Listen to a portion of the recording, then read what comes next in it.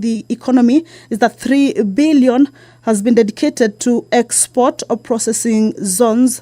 This commonly referred to as EPZs, and this is to enable, promote industrial growth and export-oriented industries. These are some of the sector allocations in the 3.679 budget for the financial year 2023-2024. If you are just joining us, is that members of the National Assembly are getting into the chambers in preparation to give way for the Cabinet Secretary for National Treasury and Economic Planning to be able to make public pronouncements for the national government for the fiscal year 2023-2024. A look at some new issues that have come up in this budget. We have seen the introduction of new taxations. There is the 1.5 housing tax. There is also the 16% VAT on the petroleum products. This is how the government plans to finance its budget. Some of the new taxations that have been brought in. And just to remind you is that the finance bill contained some of these things. The bill that was passed in the Wednesday afternoon National Assembly proceedings. And there is also the digital content creators whose taxation had been put at around 15% but has been reduced to 5%. Some of the issues that are in the budget, or rather how the budget will be financed. At around 2:45 is when we are expecting that the Speaker of the National Assembly, Honorable Dr. Moses Wetangula, will be inviting the Cabinet Secretary to deliver the budget highlights and revenue-raising measures for the financial year 2023-2024. And members are still getting into the chambers, each of them taking up their seat to get to understand the budget highlights as the CS will be presenting. And this presentation will be on how the budget will be financed. Under the education sector, which we understand is one of those that are receiving quite a huge amount, is that there is allocation for hiring of more teachers and more TVET trainers. There is also the allocation for funds to operationalize 21 KMTC campuses, including 1 billion for hiring of more lecturers and staff.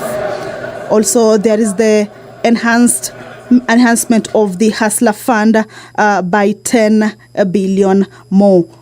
So the Speaker of the National Assembly, Honorable Dr. Moses Wetangula, is walking into the chambers. We understand that the CS is already in the chambers and seated at the public servants bench. This is on the right side of the Speaker. Of course, he is joined by his peers. And in a few minutes, the Speaker will be inviting the CS to make the public pronouncements on the budget highlights and revenue-raising measures. Allow me to hand you over to this live broadcast brought to you by PBU in partnership with KBC. Good afternoon. My name is Kamche Menza.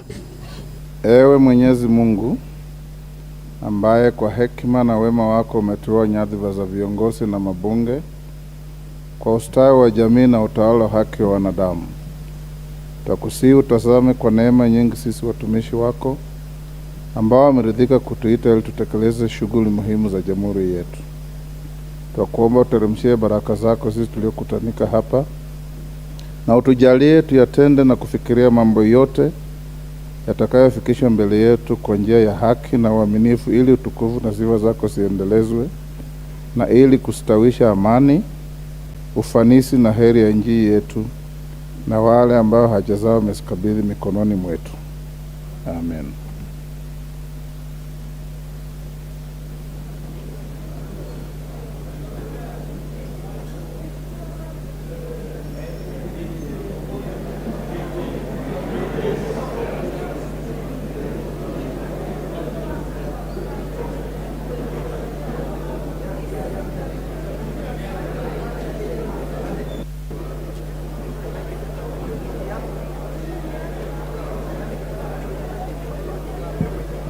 Honorable members, we have quorum to transact business.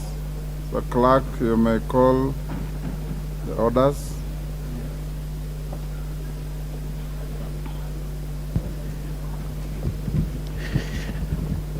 Order number 1, administration of oath.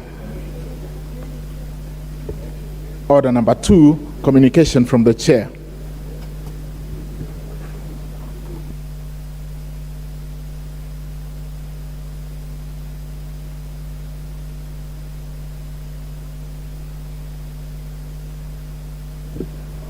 Next order. Order number 3, messages. Order number 4, petitions. Order number 5, papers. Majority Leader.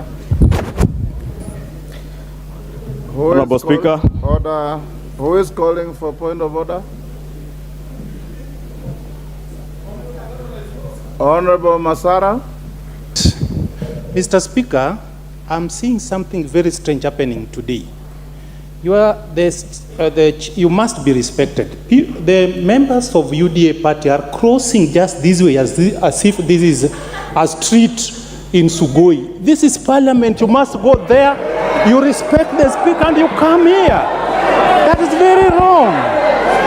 Mr. Speaker, they just walk. You must respect the seat of the parliament. Order. If you are feeling, the heat of voting. Take your seats. Order, honorable members. Honorable Masara, you don't have to prosecute your point of order laced with poison.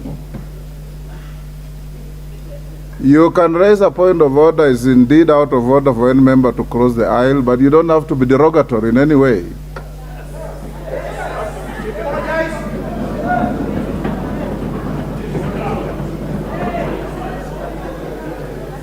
Proceed, Majority Leader. Thank you, Honorable Speaker. Although, Honorable Speaker, Sugoi is a very important village in this country. Honorable Speaker, I beg to lay the following papers on the table of the House today, Thursday, 15th June 2023. 1, report of the National Government Budget Implementation Review for the first 9 months of the financial year 2022-2023 from the Office of the Controller of Budget. 2, County Government Budget Implementation Review Report for the first 9 months of the financial year 2022-2023 from the Office of the Controller of Budget. 3, the Performance Audit Report of the Auditor General on construction of small dams and water ponds by the Ministry of Water, Sanitation and Irrigation and implementing agencies for June 2023. And lastly, 4, the annual report and financial statements for the financial year 2021-2022 from the Office of the Auditor, Office of the Controller of Budget. Thank you, Honorable Speaker. Chairperson, Special Funds, Accounts Committee.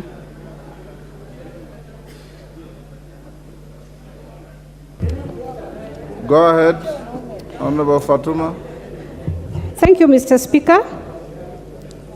Honorable Speaker, I beg to lay the following paper on the table of the House today, Thursday, 15th June 2023.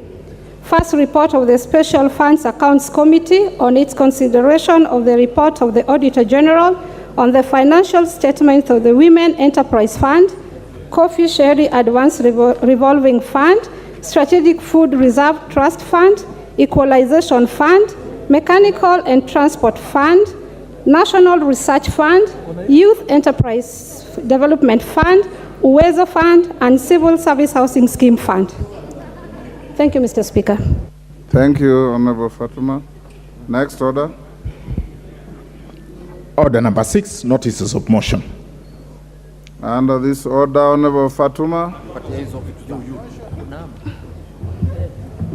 give notice of motion.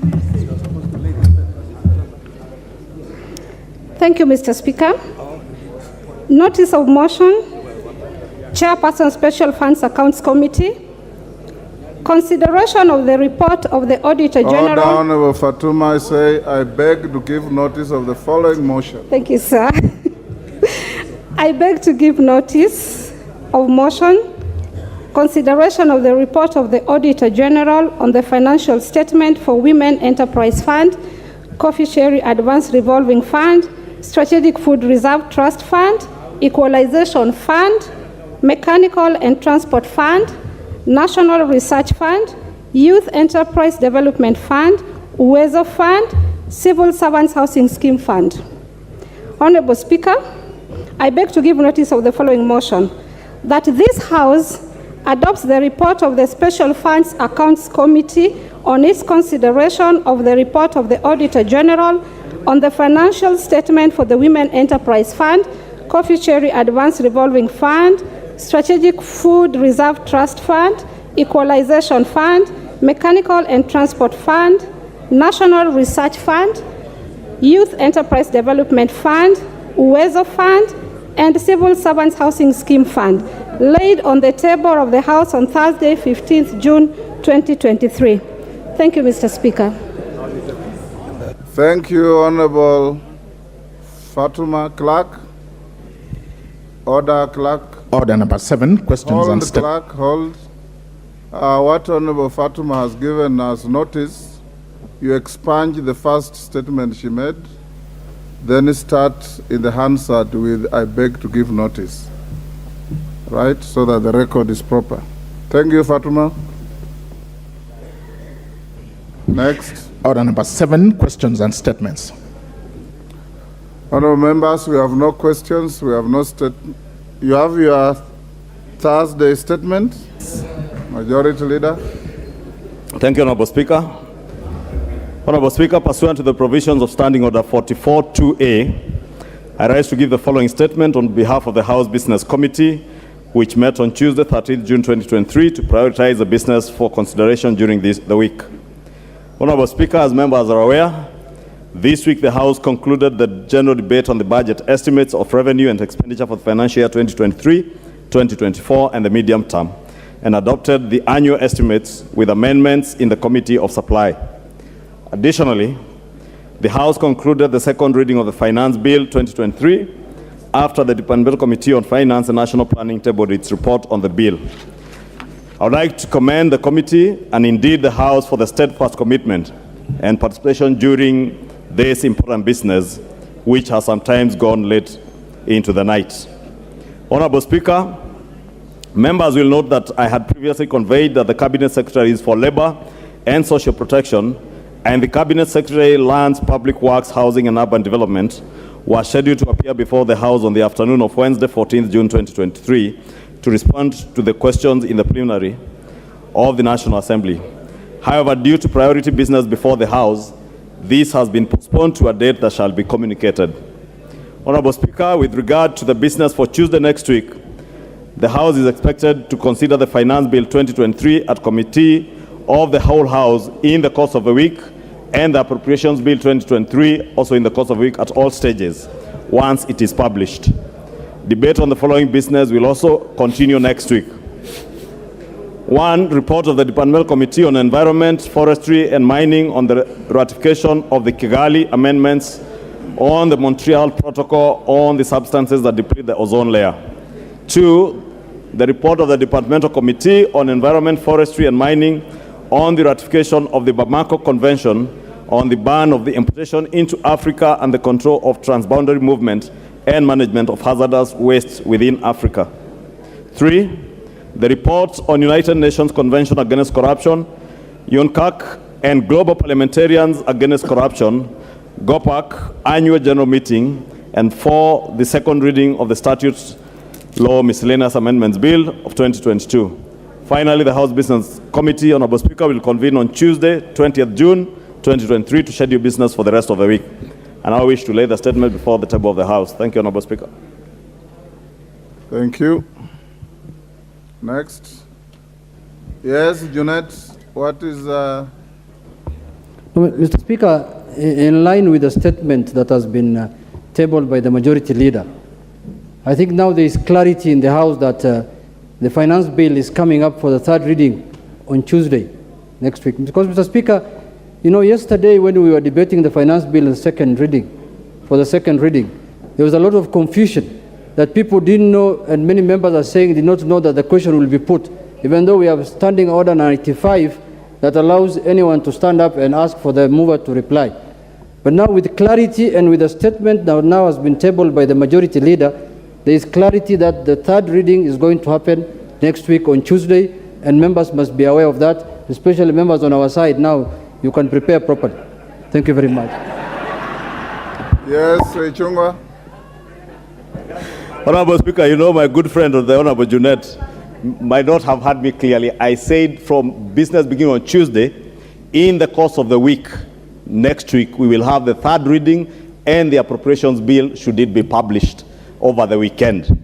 But that is not to say it could be Tuesday, and the Honorable Junet is a member of the House Business Committee, and he knows it is a House Business Committee that schedules business for the week. And I believe when we meet on Tuesday 20th, we'll be able to schedule business for next week.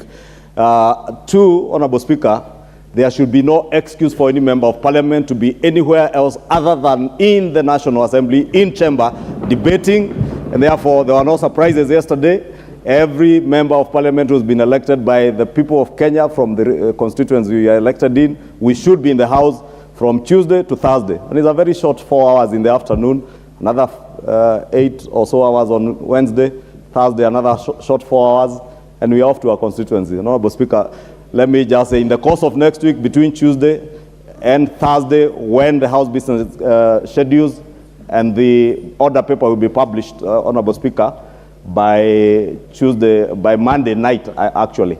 Then the House business schedules when we transact what business. Junet, you want to pursue that? There is clarity now, but you know, Mr. Speaker, the course of the week is a course that you have to, with your indulgence now, Mr. Speaker, and the mood of the House is that on Tuesday we have the finance bill. Can we agree tentatively here and ask the House, Order, Honorable Junet. Order, members, order. For avoidance of any doubt and Honorable Junet's point of order, many members thought that by your vote last evening, you concluded the finance bill. You didn't. There is still the committee of the whole. The bill as you passed yesterday is the bill as published. The committee itself has proposed amendments. There are many members, I believe, will also bring amendments to the bill. And that will be in the committee of the whole, depending on what the House Business Committee, in which Junet yourself sits, you will give direction as to whether to start on Tuesday or Wednesday or whichever day. But I believe that in the course of business, we should be able to start on Tuesday and proceed until you finish. If you want to truncate the process, you can finish on Tuesday. If you want to mount spirited competition, including but not limited to divisions, then we may be able to go on up to Thursday. But be aware that the finance bill is not done yet. Order, no more points of order. Yes, Senior Counsel. Thank you, Mr. Speaker. Mr. Speaker, I need your guidance on a procedural matter, unless it escaped my attention at any one point. I'm looking at Standing Order 244C in terms of the order in which things are to be done. It suggests to me that the budget highlights and revenue-raising measures, which would be presented by the Cabinet Secretary, comes first under 244C1.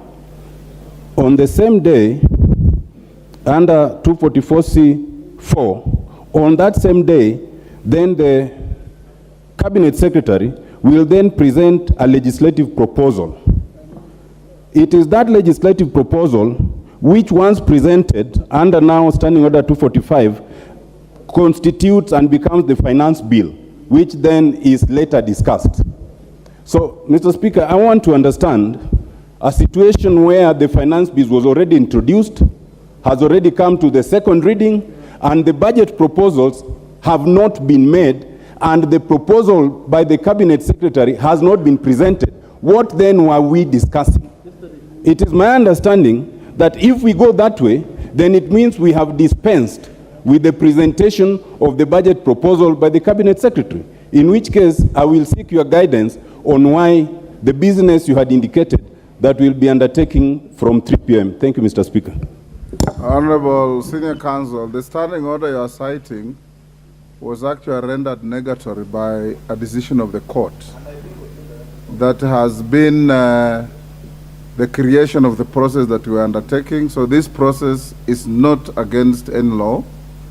I hear somebody saying that you participated in the court case that rendered the standing order negatory. So what we are doing is procedural, and we are not in any way flouting any standing order. It wasn't. Honorable members, I have a short communication.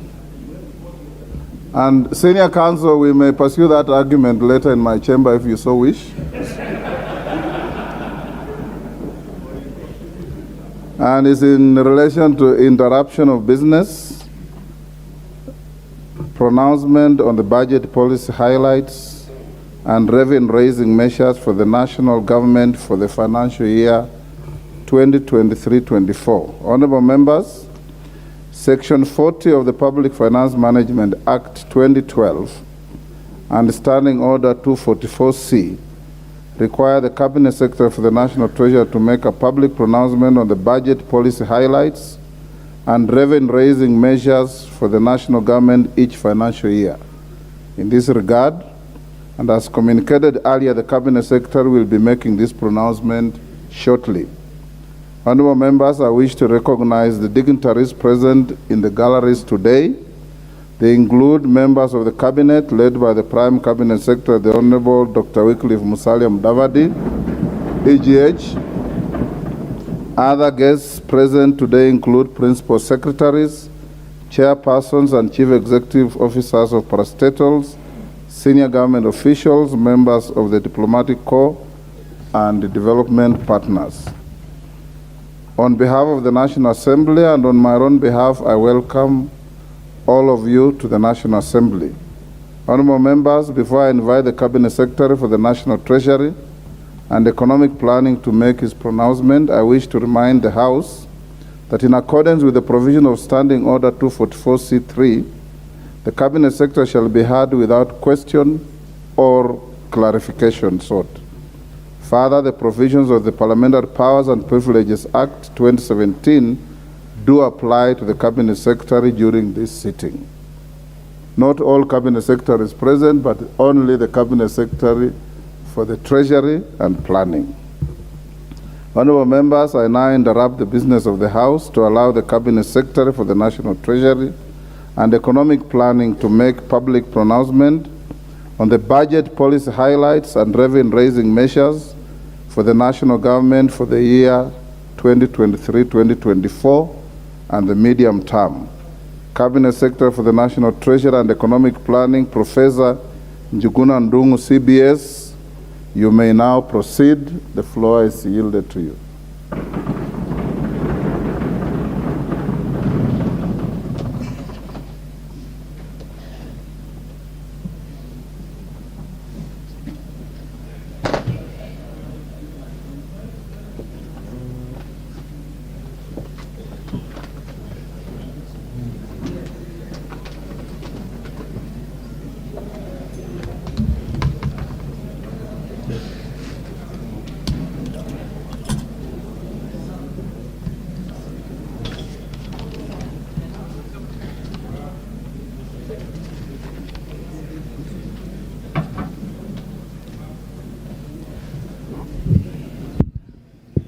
Mr. Speaker,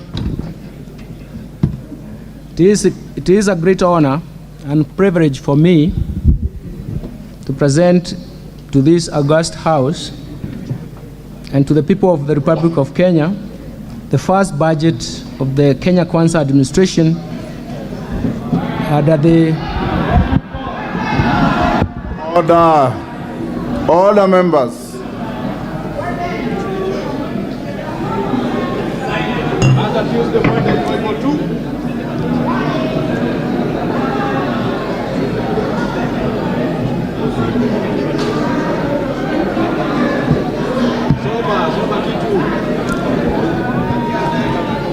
Okay, ada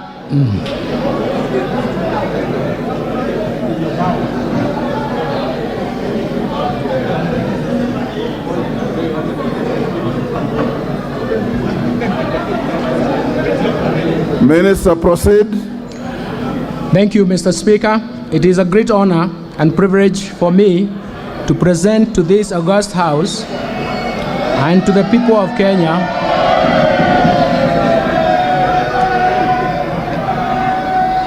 the first budget of the Kenya Kwanza administration under the leadership of His Excellency Dr.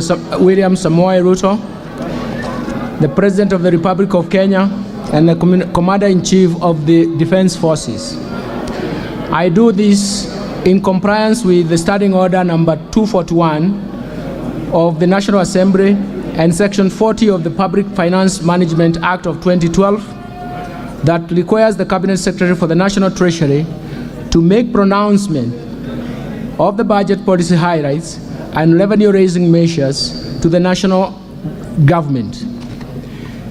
This being the first budget following the conclusion of the general election held in August 2022, allow me to congratulate all the honorable members who were re-elected and those who are serving for the first time in this august House. I look forward to working closely with all of you as we implement the bottom-up economic transformation agenda designed to achieve a sustained economic recovery for improved livelihoods for all Kenyans. Before I proceed, Mr. Speaker, allow me to take this opportunity to express my deep appreciation to His Excellency, the President for appointing me to the Cabinet Secretary, to the position of the Cabinet Secretary of the National Treasury and Economic Planning, and entrusting me with the honor of overseeing the management of macroeconomic policy and public financial management for this great nation.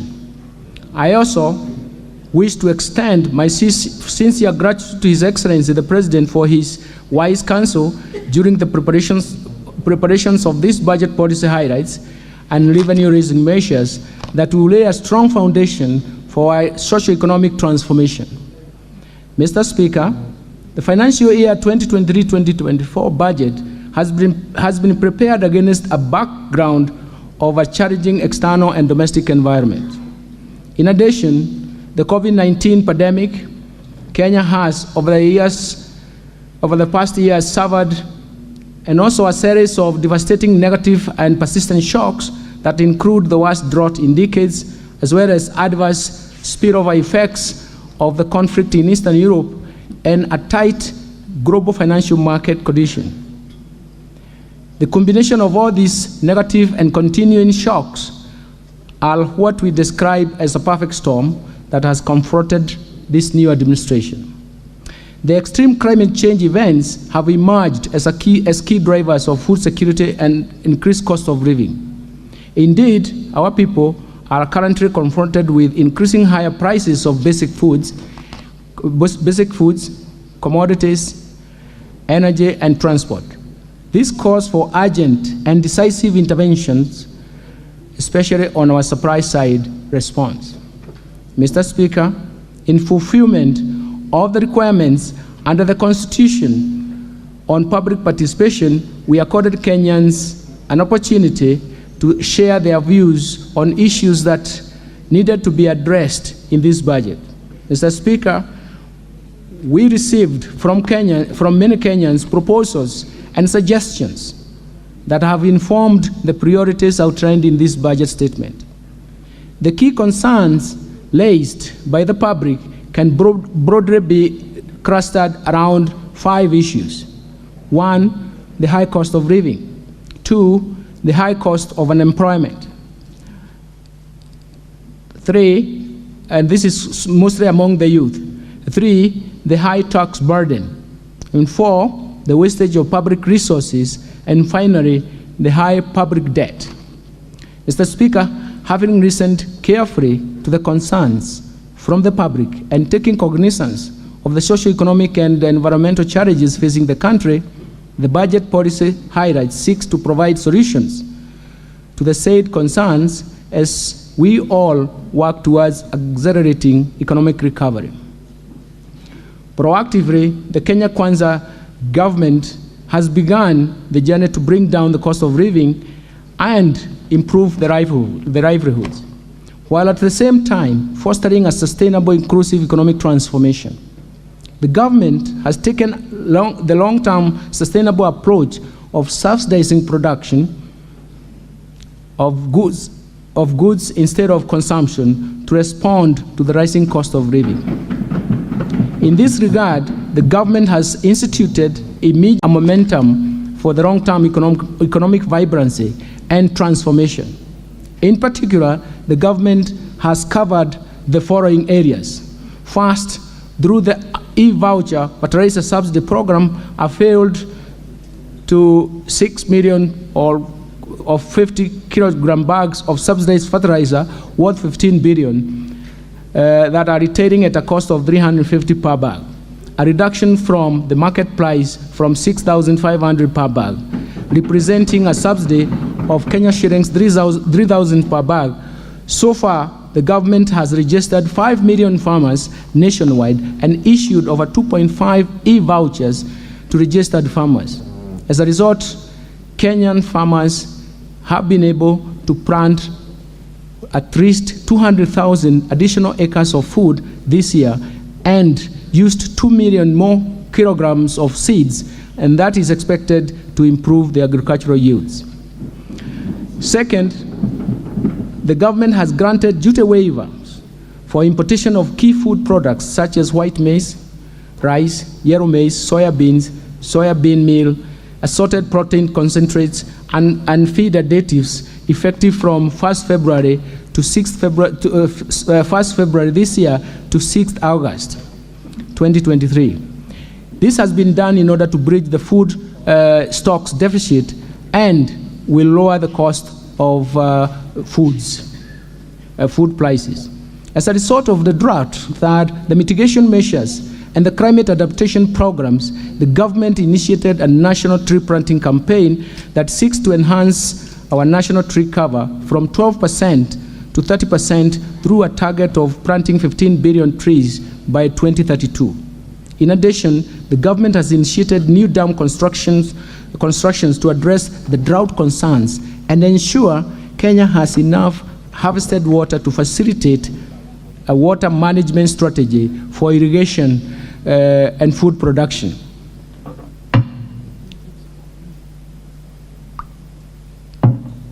Fourth, the government has invested very heavily in biotechnology research and uptake of drought-tolerant crops to promote food security, particularly in marginalized areas. In the current year, over 250 metric tons of assorted drought-tolerant seeds valued at Kenya shillings 50 million have been distributed in Embu, Meru, Makueni, Machakos, Tharaka Nithi, Murang'a, Nyeri, Siaya, and Busia counties. Fifth, the government has reformed the National Health Insurance Fund to meet the urgent needs of Kenyans at the bottom of the socio-economic structure by actualizing its purpose as a social medical insurance facility. In addition, the government has committed to deliver universal health coverage to ensure that every Kenyan attains dignified health care at a minimum subscription fee. And finally, the government has reviewed the policy on the energy sector with the aim of developing and diversifying this market further by improving the sourcing and supply of cooking gas that inevitably has resulted in high cost that drive domestic inflation. This has allowed for additional players to be licensed and to set up liquefied petroleum gas facilities. A common use of bulk storage and even handling facility for LPG will be constructed through a private sector participation framework to enhance market certainty and stability in the use of LPG.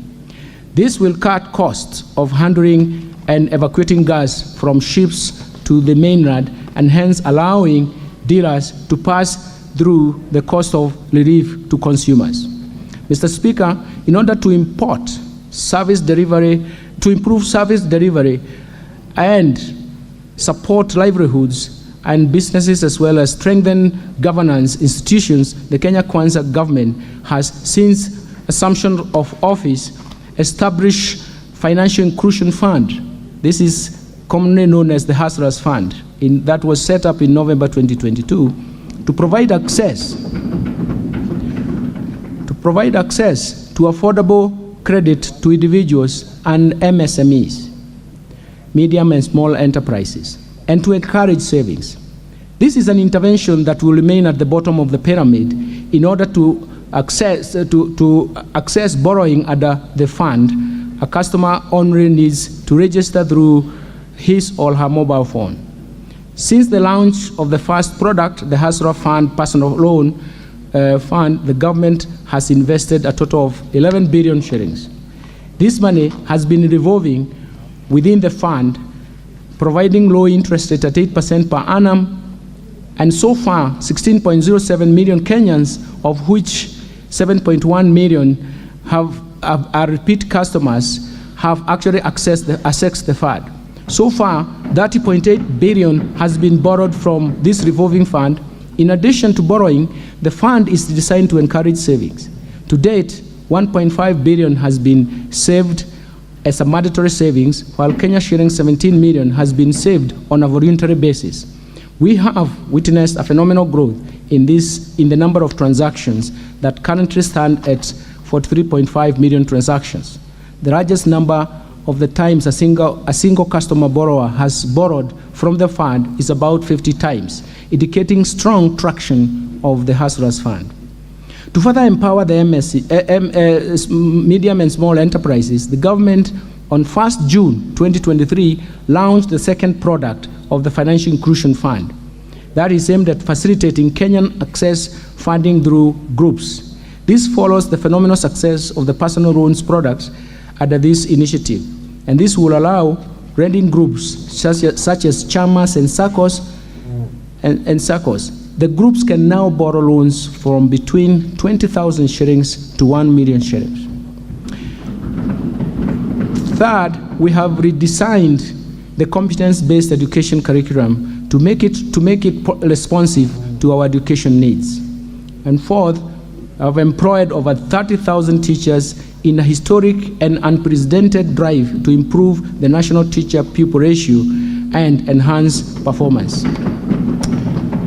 Fifth, government has introduced a new funding model for higher education that will make the universities and technical training fully inclusive, financially self-sufficient, and also capable of competing with their peers globally while contributing to our national socio-economic transformation. Sixth, the government has established the National Open University in order to make higher education inexpensive, affordable, accessible, inclusive, and attainable to all.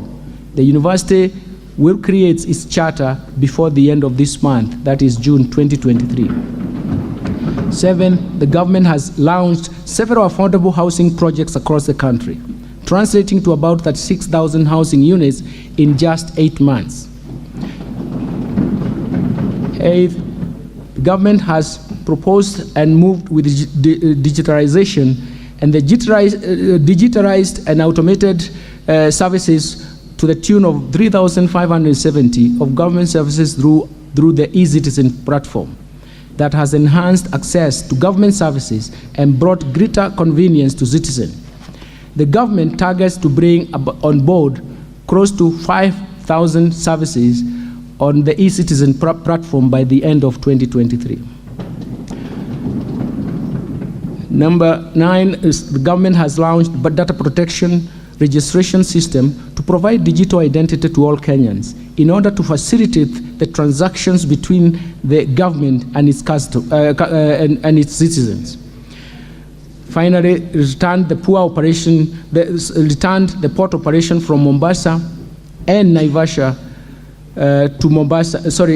Returned the port operations from Nairobi and Naivasha to Mombasa in order to revamp the coastal economy and give importers, especially the business community, a choice on cargo clearance. The government has introduced a G2G, a government-to-government arrangement for oil importation to provide a longer-term supply of fuel and ease the monthly demand of US dollars in a situation where global dollar shortage was ensuing. Government has also appointed 4 Court of Appeal judges and 2 judges of the Environment and Land Courts in line with the recommendations of the Judicial Service Commission to strengthen the judiciary. Further, the government escalated the actualization of the judiciary fund that will increase the allocation of resources towards enhancing the access to justice. And finally, the government has enhanced the independence of the National Police Service by granting them financial autonomy as envisaged in our Constitution.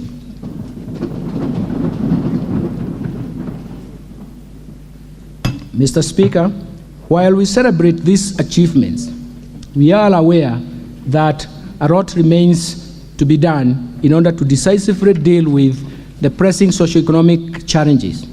First, to reverse the effect of the recent past negative shocks that have been persistent. And second, to improve and accelerate the betterment of the livelihoods of Kenyans.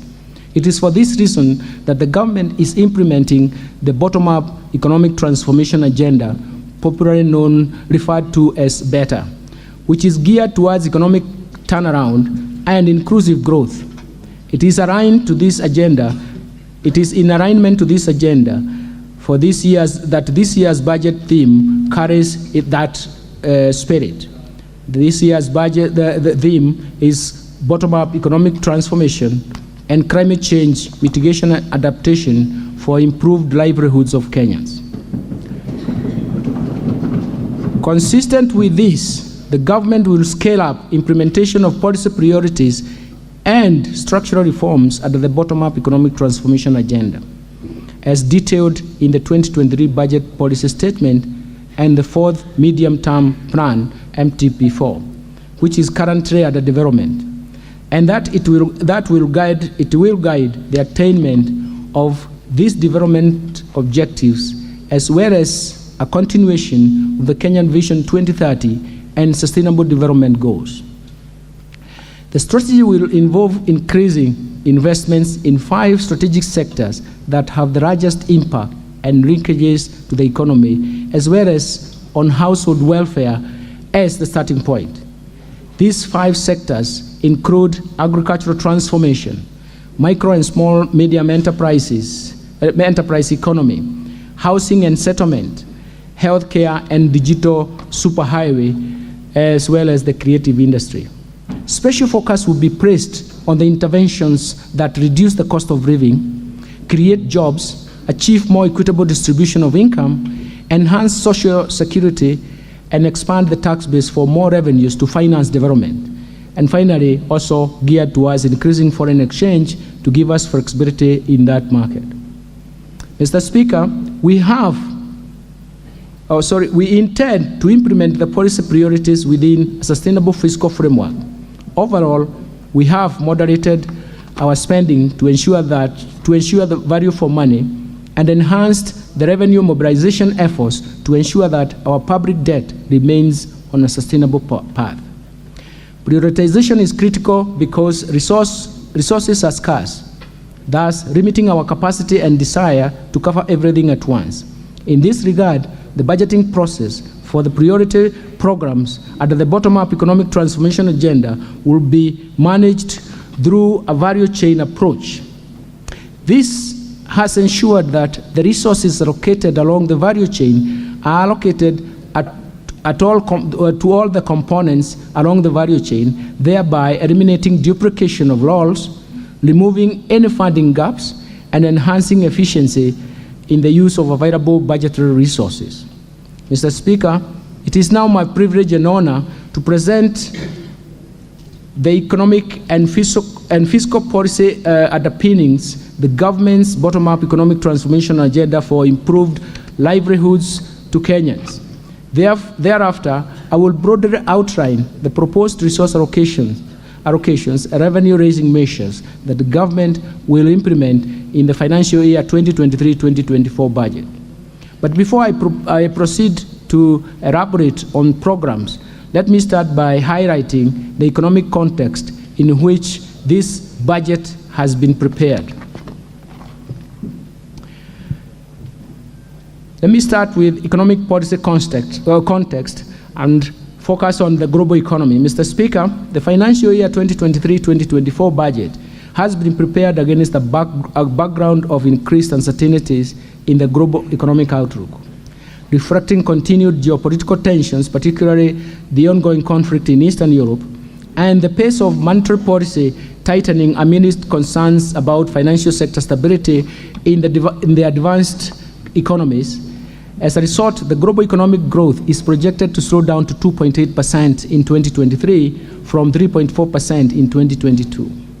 Economic prospects are also expected to slow down across regions and countries. Nevertheless, the commodity prices in the global markets, particularly oil and food, have been easing due to improved and functioning supply chains. Let me turn to domestic economy. Mr. Speaker, on the domestic scene, the economic growth for 2022 slowed down to 4.8% from 7.6% in 2021 due to adverse impact of the multiple shocks that affected the economy.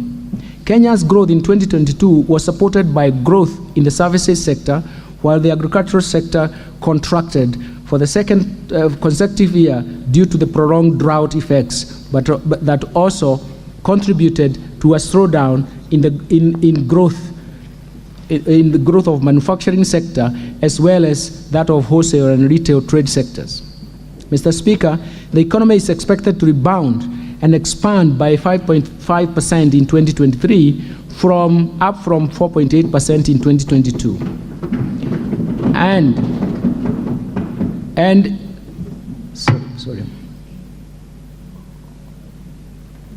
And it is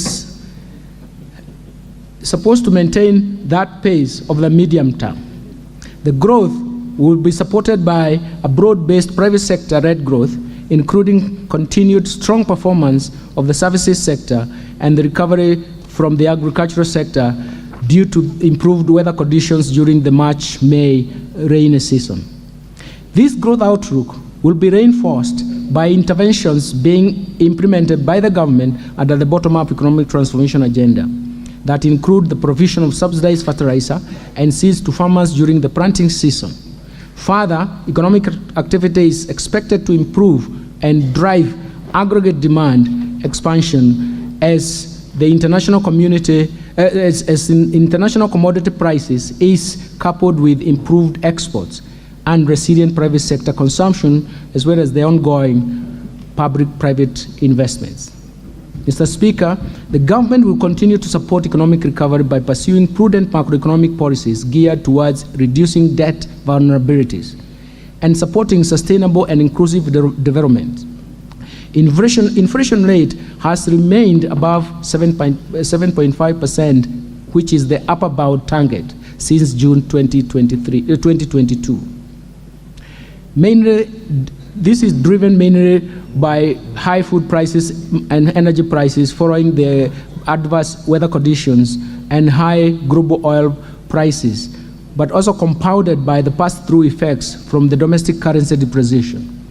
In order to anchor inflation expectations, the Central Bank of Kenya, through Monetary Policy Committee, tightened monetary policy during the last 1 year by raising the central bank rate to 9.5% in March 2023 from 7.5% in May 2022. This monetary policy action, together with improved agricultural production occasioned by the wrong rains and supported by fertilizer subsidy program and the ongoing importation of key food items, particularly maize, cooking oil, rice, sugar, at a duty-free window, are expected to ease the domestic prices and basic food items. Already, the inflation pressures are easing with inflation rate at 8% in May 2023 from the highs of 9.6% in October 2022. Inflation rate is expected to return to the target range within the second quarter of financial year 2023-2024. Also, in addition, credit to the private sector has grown by 13.2% in the last 12 months to April 2023, and this is supporting economic activity. Most sectors of the economy continue to receive positive credit flows. Mr. Speaker, to further anchor inflation expectations, the Central Bank of Kenya will continue to implement reforms outlined in the White Paper on modernization of the monetary policy framework and operations that are aimed at enhancing the effectiveness of monetary policy formulation and implementation to prevent monetary policy falling behind the curve. These reforms include refining macroeconomic forecasting frameworks in line with the changing structure of the economy, improving the functioning of the interbank market to strengthen monetary policy transmission, and continued improvements of communication on monetary policy decisions.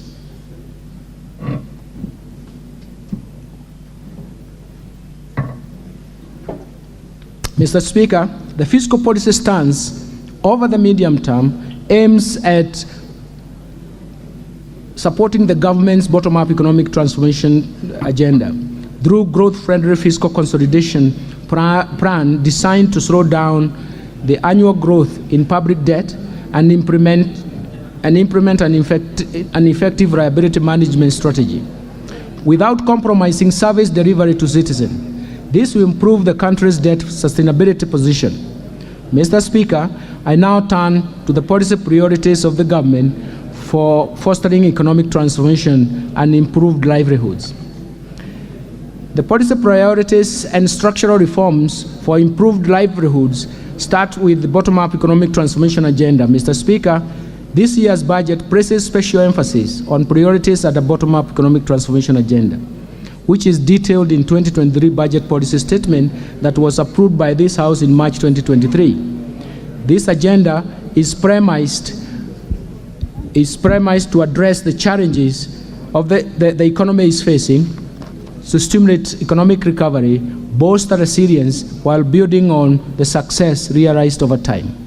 The strategy will involve increasing investment in at least 5 sectors envisaged to have the largest impact and linkages to the economy, as well as on household welfare. The priority programs are classified under 2 categories, namely the core pillars and the enablers that aim at the creation of a conducive business environment for socio-economic transformation.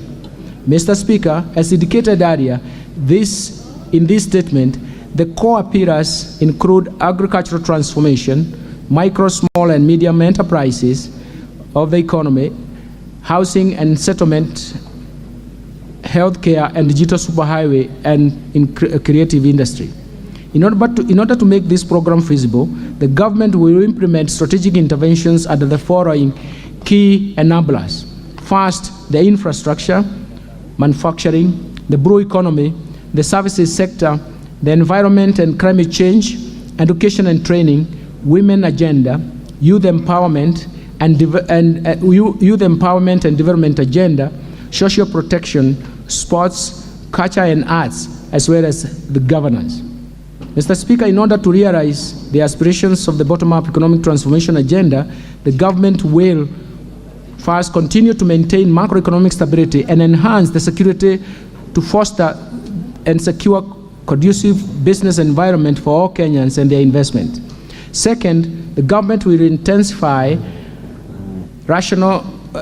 national infrastructure development and connectivity of roads and port, energy and fiber optic infrastructure to lower the cost of movement of people and goods, lower the cost of doing business, thereby enhancing profitability of businesses. Third, the government will enhance investment in key economic sectors for broad-based sustainable economic recovery by promoting agricultural transformation, growth in manufacturing, environmental conservation and water supply, food security, climate change mitigation and adaptation, tourism recovery, and sustainable land use and management. In this regard, food security and climate change will also become a focal point for policy formulation going forward. Fourth, the government will expand access to quality social services in health, education, and appropriate social safety nets for the vulnerable population. And finally, the government will support the youth, women, persons living with disabilities through government-funded empowerment programs that leverage on partnership with private sector organizations. Mr. Speaker, the government, under the support of the development partners, is implementing a program that aims at boosting revenue mobilization to reduce total expenditures as a percentage of GDP, thereby providing growth-friendly fiscal consolidation plan designed to slow down the annual growth of public debt and implement an efficient liability management strategy, without at the same time compromising service delivery to citizens. The fiscal consolidation plan targets to gradually reduce the fiscal deficit, including grants, from 6.2% of GDP in the financial year 2021-2022 to 5.8% of GDP in the financial year 2022-2023 to 4.4% of GDP in financial year 2023-2024, and further reduce the fiscal gap further to 3.6% in financial year 2025-2026. Mr. Speaker, we are truly grateful as a nation to our development partners who have over the years provided financial resources to support the implementation of government programs, government policy, as well as structural reforms. In particular, allow me to single out the multilateral institutions, specifically the World Bank and the International Monetary Fund, the European Union, the African Development Bank, and the many bilateral donors, institutions, and governments that have walked the journey of socio-economic transformation with Kenya. Mr. Speaker, Kenya has continued to successfully implement the Extended Fund Facility and Extended Credit Facility EFF and ECF arrangements supported by the IMF, the International Monetary Fund. We concluded the fifth review of the program in May 2023, and we agreed on the augmentation of access under the program of 75% of the quota, that is SDR special drawing rights for 407.1 million, or which is about US $544.3 million, an extension of the duration of the ECF arrangement by 10 months to April 2025 to allow sufficient time for meeting the program objectives, and on a new 20-month Resilience and Sustainability Facility, RSF, arrangement that will allow us to access 75% of our quota that will run parallel with the ECF program arrangements until April 2025. Once approved by the IMF Executive Board in July 2023, Kenya will immediately access SDR 306.7 million, which is about $410 million, including from the augmentation of the access under ECF-EFF. This will bring the cumulative IMF financial support disbursed under the EFF-ECF program arrangements to SDR 1.509 billion, or about $2.017 billion. And for us, that's why we are appreciative of this multilateral institution. The government will also access additional SDR 407.1 million, about 443 million under the new 20-month Resilience Sustainability Facility. arrangement upon successful next review. Mr. Speaker, when combined with RSF support, the cumulative IMF commitment to Kenya will be about SDR 2.633 billion, which is about $3.52 billion by April 2025. Mr. Speaker, as a stopgap measure to ease the pressure on the domestic supply of petroleum products, as well as ease pressure on the Kenya shilling arising due to the global shortage of US dollars in the domestic market, we have introduced an innovative new government-to-government arrangement for fuel importation through Regal Notice number 3 of 2023. That Regal Notice allows us to import the importation of petroleum products by private sector through the current open tender system, OTS. To date, the monthly importation of petroleum products is approximately 740,000 metric tons, of which 60% is consumed in the domestic market, while 40% is for transit markets in the region. This product is currently paid for using United States dollars, which puts strain on foreign exchange availability and pressure on nominal exchange rate and ensuing exchange rate volatility in the market on a monthly basis. Mr. Speaker, to contain the pressure of the US dollar availability in the market, as well as exchange rate volatility on a monthly basis, the government entered into a memorandum of understanding with governments of oil-producing countries under which framework agreements have been signed with petroleum exporting companies for the supply of petroleum products on extended credit period of 180 days. The objective of this arrangement is first to ease the monthly demand of the US dollars in the foreign exchange market that is driven by petroleum imports, and by extending time required to source the US dollars from the current 5 days to 180 days. Second, to allow space to activate the interbank foreign exchange market and thus stem currency speculation, it was necessary to enter into this program that we intended to reduce the cost of petroleum products by lowering the economies of leveraging on the economies of scale that arise from having longer supply contracts up to 270 days with potential suppliers. And fourth, we wanted to make sure that we avert supply disruptions by safeguarding longer-term supply contracts for petroleum products. And finally, it has allowed us to structure, in the future, to structure the fuel pricing mechanism that will be dependent on market conditions. Currently, the fuel pricing mechanism coordinates expectations of price revisions on the 15th day of every month, a situation that does not reflect appropriate market conduct, as well as encourage diverse market development paths in this subsector. I now turn to climate change mitigation and adaptation. Mr. Speaker, the climate change has become a pressing issue globally. Like other economies, Kenya economy is vulnerable to its ravaging impacts. Indeed, we have just come out of the worst drought in 40 years, which has claimed lives of people and livestock, while at the same time threatened the livelihoods of millions of Kenyans. Given our vulnerability to climate change, it is imperative that we build a more climate-resilient economy. For this reason, the government has stepped up climate adaptation and mitigation efforts, including green energy, smart agriculture, decarbonized manufacturing, e-mobility, and green building. All these are aimed at the attainment of zero carbon by 2050.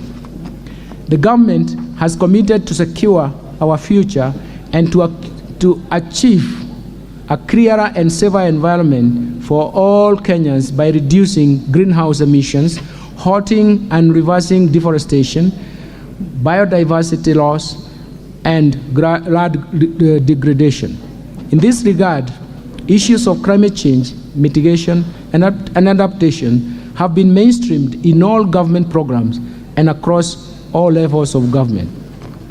As part of drought mitigation measures and the climate adaptation program, the government is implementing a national tree planting campaign which is championed by His Excellency the President and seeks to enhance our national tree cover from 12% to 30% by year 2032. This will entail planting at least 15 billion trees over that period.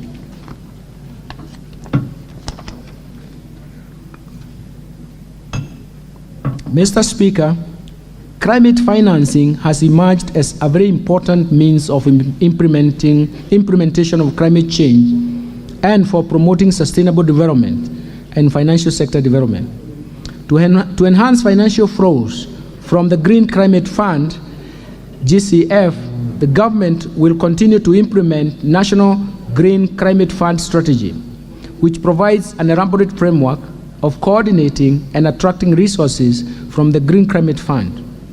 The government will also implement financing locally led climate action, we call it FROCA, program in collaboration with county governments and development partners to manage climate risks. Further, to support our climate change efforts and characterize additional climate finance from other official and private partners, we have agreed with the IMF on a new 20-month resilience sustainability facility arrangement that will run in parallel with the current program arrangement until April 2025. Mr. Speaker, the government last year committed to fast-track the enactment of Disaster Risk Management Bill and finalize the Public Finance Management Disaster Risk Management Fund regulations. These are meant to strengthen the disaster risk management in the country, given that Kenya is predisposed to various disasters, some of which are exacerbated by the ravaging effects of climate change. These disasters often have a huge negative impact on the economy.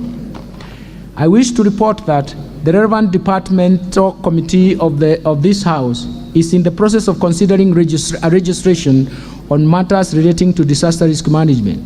I urge this House to prioritize this matter to enable Kenya have an overarching framework on disaster risk management.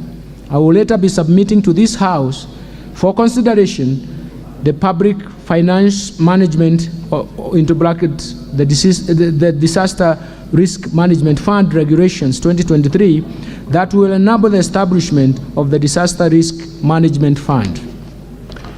Let me turn to legal and policy, legal and institutional reforms. Mr. Speaker, the government's bottom-up economic transformation agenda, BETTER, will be underpinned by sound and appropriate policy, legal and institutional reforms that are aimed at improving the business environment, increasing the efficiency of public service delivery, and strengthening the accountability and transparency in public finance management.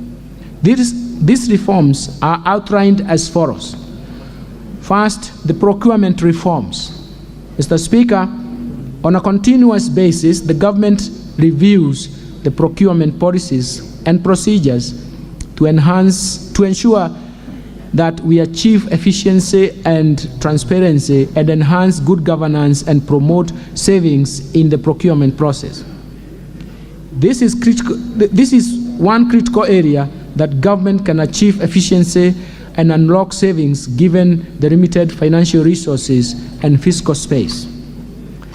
With this in mind, Mr. Speaker, last year, the National Treasury committed to this House to roll out an end-to-end e-government procurement system, EGP, with a pilot phase commencing in July 2022 and a target date for full rollout to all ministries, departments, and agencies in January 2023. I wish to report to this House that the process is still in progress, albeit with some delays. The system will be rolled out by December 2023 to both national and county governments. Once rolled out, all government procurement and asset disposal procedures and processes will be managed online through the system.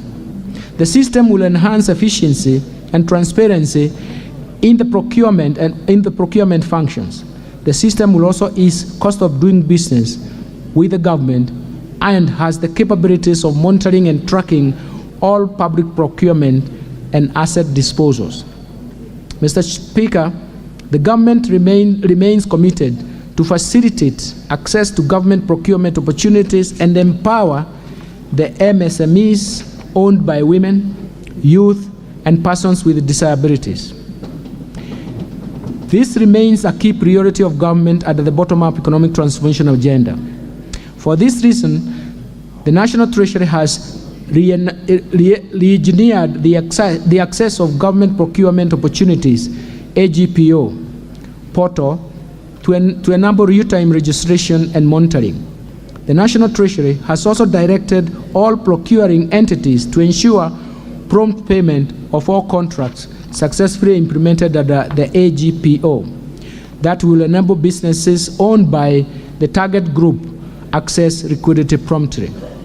Mr. Speaker, a large number of state corporations rely on the exchequer funding to service their payroll and other expenses.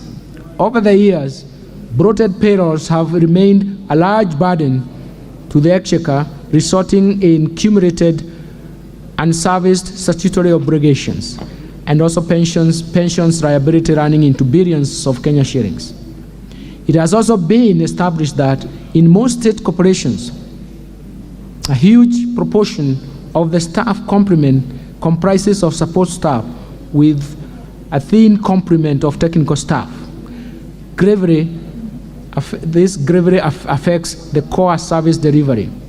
To address this challenge, the State Corporations Advisory Committee, SCAC, will immediately embark on an aggressive program to rationalize staff establishment to keep them lean and strictly adhere to 70-30 ratio of technical staff to support staff.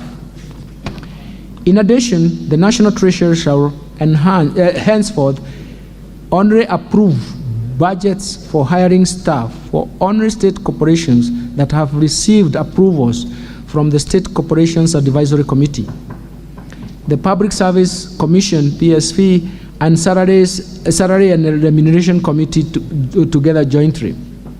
This requirement is in addition to confirmation of the requisite funding. Mr. Speaker, to support the restructuring of the state corporation, the Cabinet approved the Privatization Bill 2023. It seeks to repeal the Privatization Act of 2005 and streamline the privatization process and in order to restructure the state-owned enterprises. This was subsequently submitted to this House by the National Treasury in May 2023. The bill, once enacted, will enable the selected state-owned enterprises to achieve their full potential by entrenching commercial principles and reduce their reliance on the exchequer funding. I urge honorable members to support the government in this endeavor.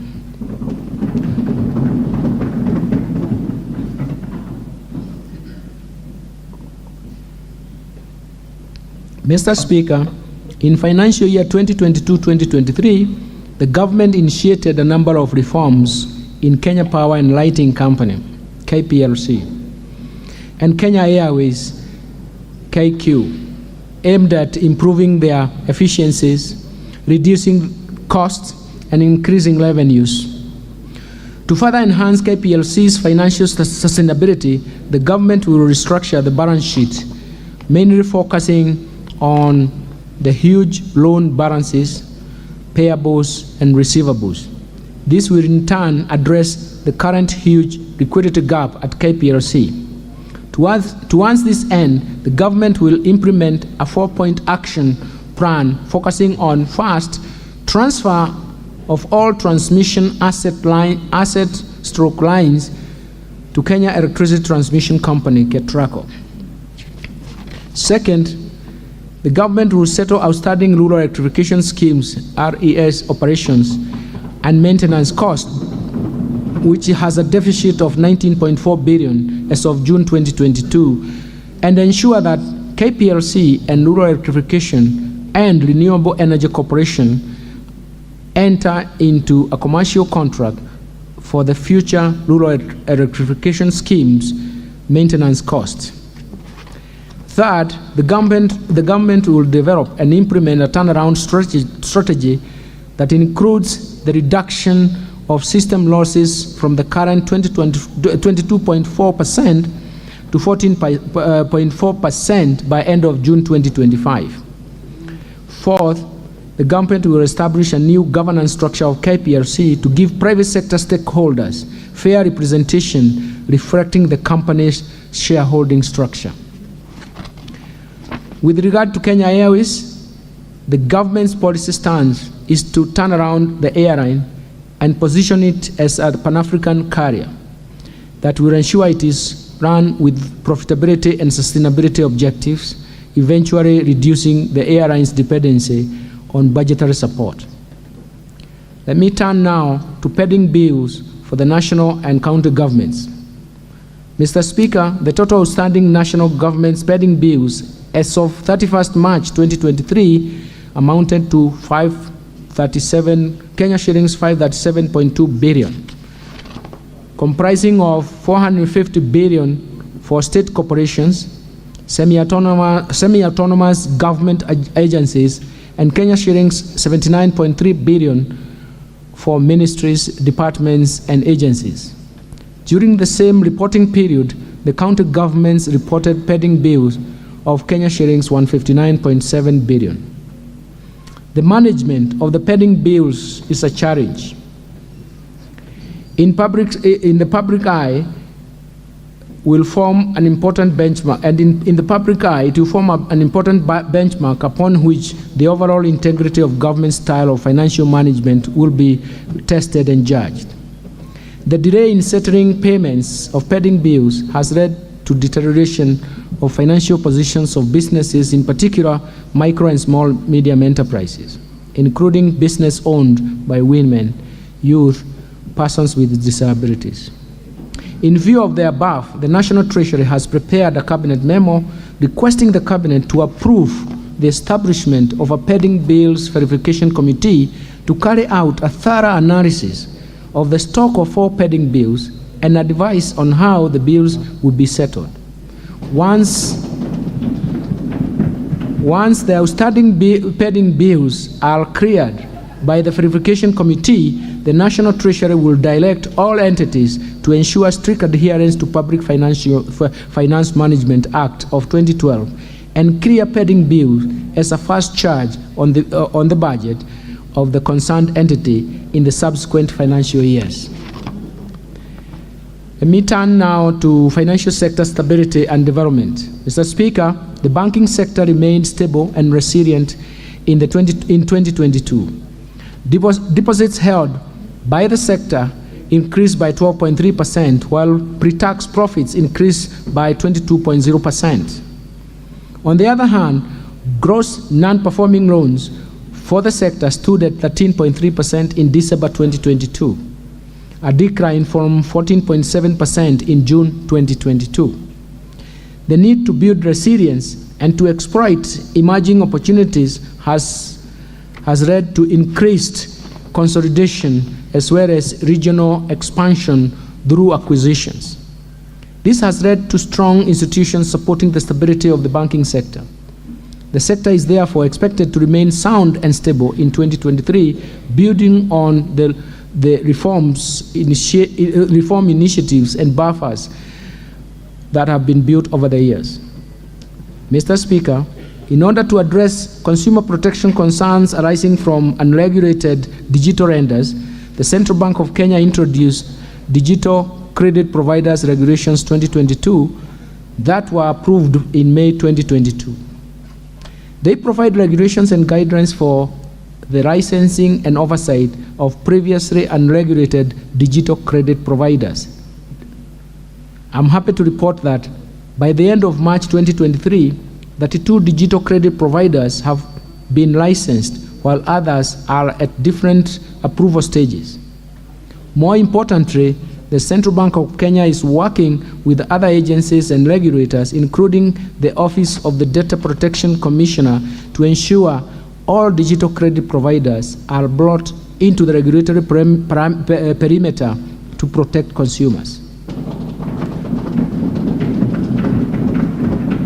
Mr. Speaker, in an effort to transform Kenya's financial markets, the central bank will soon launch the upgraded Central Securities Depository Code named DAO CSD. The upgraded Central Securities Depository will improve financial market liquidity, enhance operational efficiency in domestic debt market, further promoting market deepening, and also broadening financial inclusion through expansion of digital access and position Kenya as the preferred financial hub in the region. The Central Securities Depository will also scale up services to the public sector, to the public market participants, and support our diaspora investors via a versatile and highly scalable digital solution with capacity to deliver seamless investor experience and convenience. Mr. Speaker, since the launch of the National Payments Strategy 2023-2025 in February 2022, the Central Bank has implemented major initiatives to improve quality, access, and affordability of payment services to Kenyans. These include implementation of mobile money interoperability, licensing of new payment service providers, and rollout of key standards that increase convenience of payment services in line with global best practices. Building on these gains, in the financial year 2023-2024, the Central Bank, together with other stakeholders, will first undertake a comprehensive review of the National Payments System Act of 2011 and National Payment System Regulations of 2014 to modernize Kenya's payments legal and regulatory framework in line with emerging trends, innovations, and enhanced oversight for improved service delivery to Kenyans.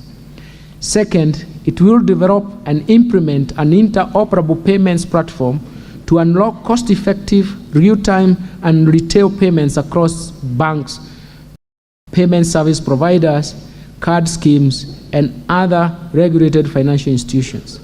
This will further contribute to lowering the cost of these services, increase choice, competition, stability, and widespread adoption of digital payments among Kenyans. Mr. Speaker, in order to reduce money laundering vulnerability, the Central Bank has reviewed and enhanced the banking sector Know Your Customer KYC and Customer Due Diligence CDD processes. This will further strengthen the effectiveness of the banking sector, anti-money laundering, and combating of financing of terrorism and the proliferation of financing, PF, risk-based supervisory framework. Indeed, AML CFT PF regime is important to uphold. Let me turn to deposit insurance reform. Mr. Speaker, financial stability risks have increased rapidly as the resilience of the global financial system has been tested by high inflation and rising interest rates.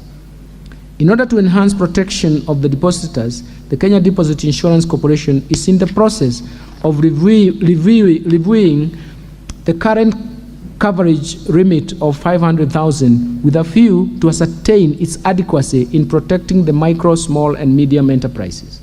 In addition, the corporation has developed an alternative dispute resolution mechanism and framework to address disputes between financial institutions that have been crossed and their respective stakeholders, thereby fast-tracking release of available resources and winding up those banks under liquidation. Let me turn to Capital Markets Authority, Mr. Speaker. The Capital Markets Authority, capital markets remain a critical catalyst in mobilizing of savings and investments towards productive enterprise in Kenya.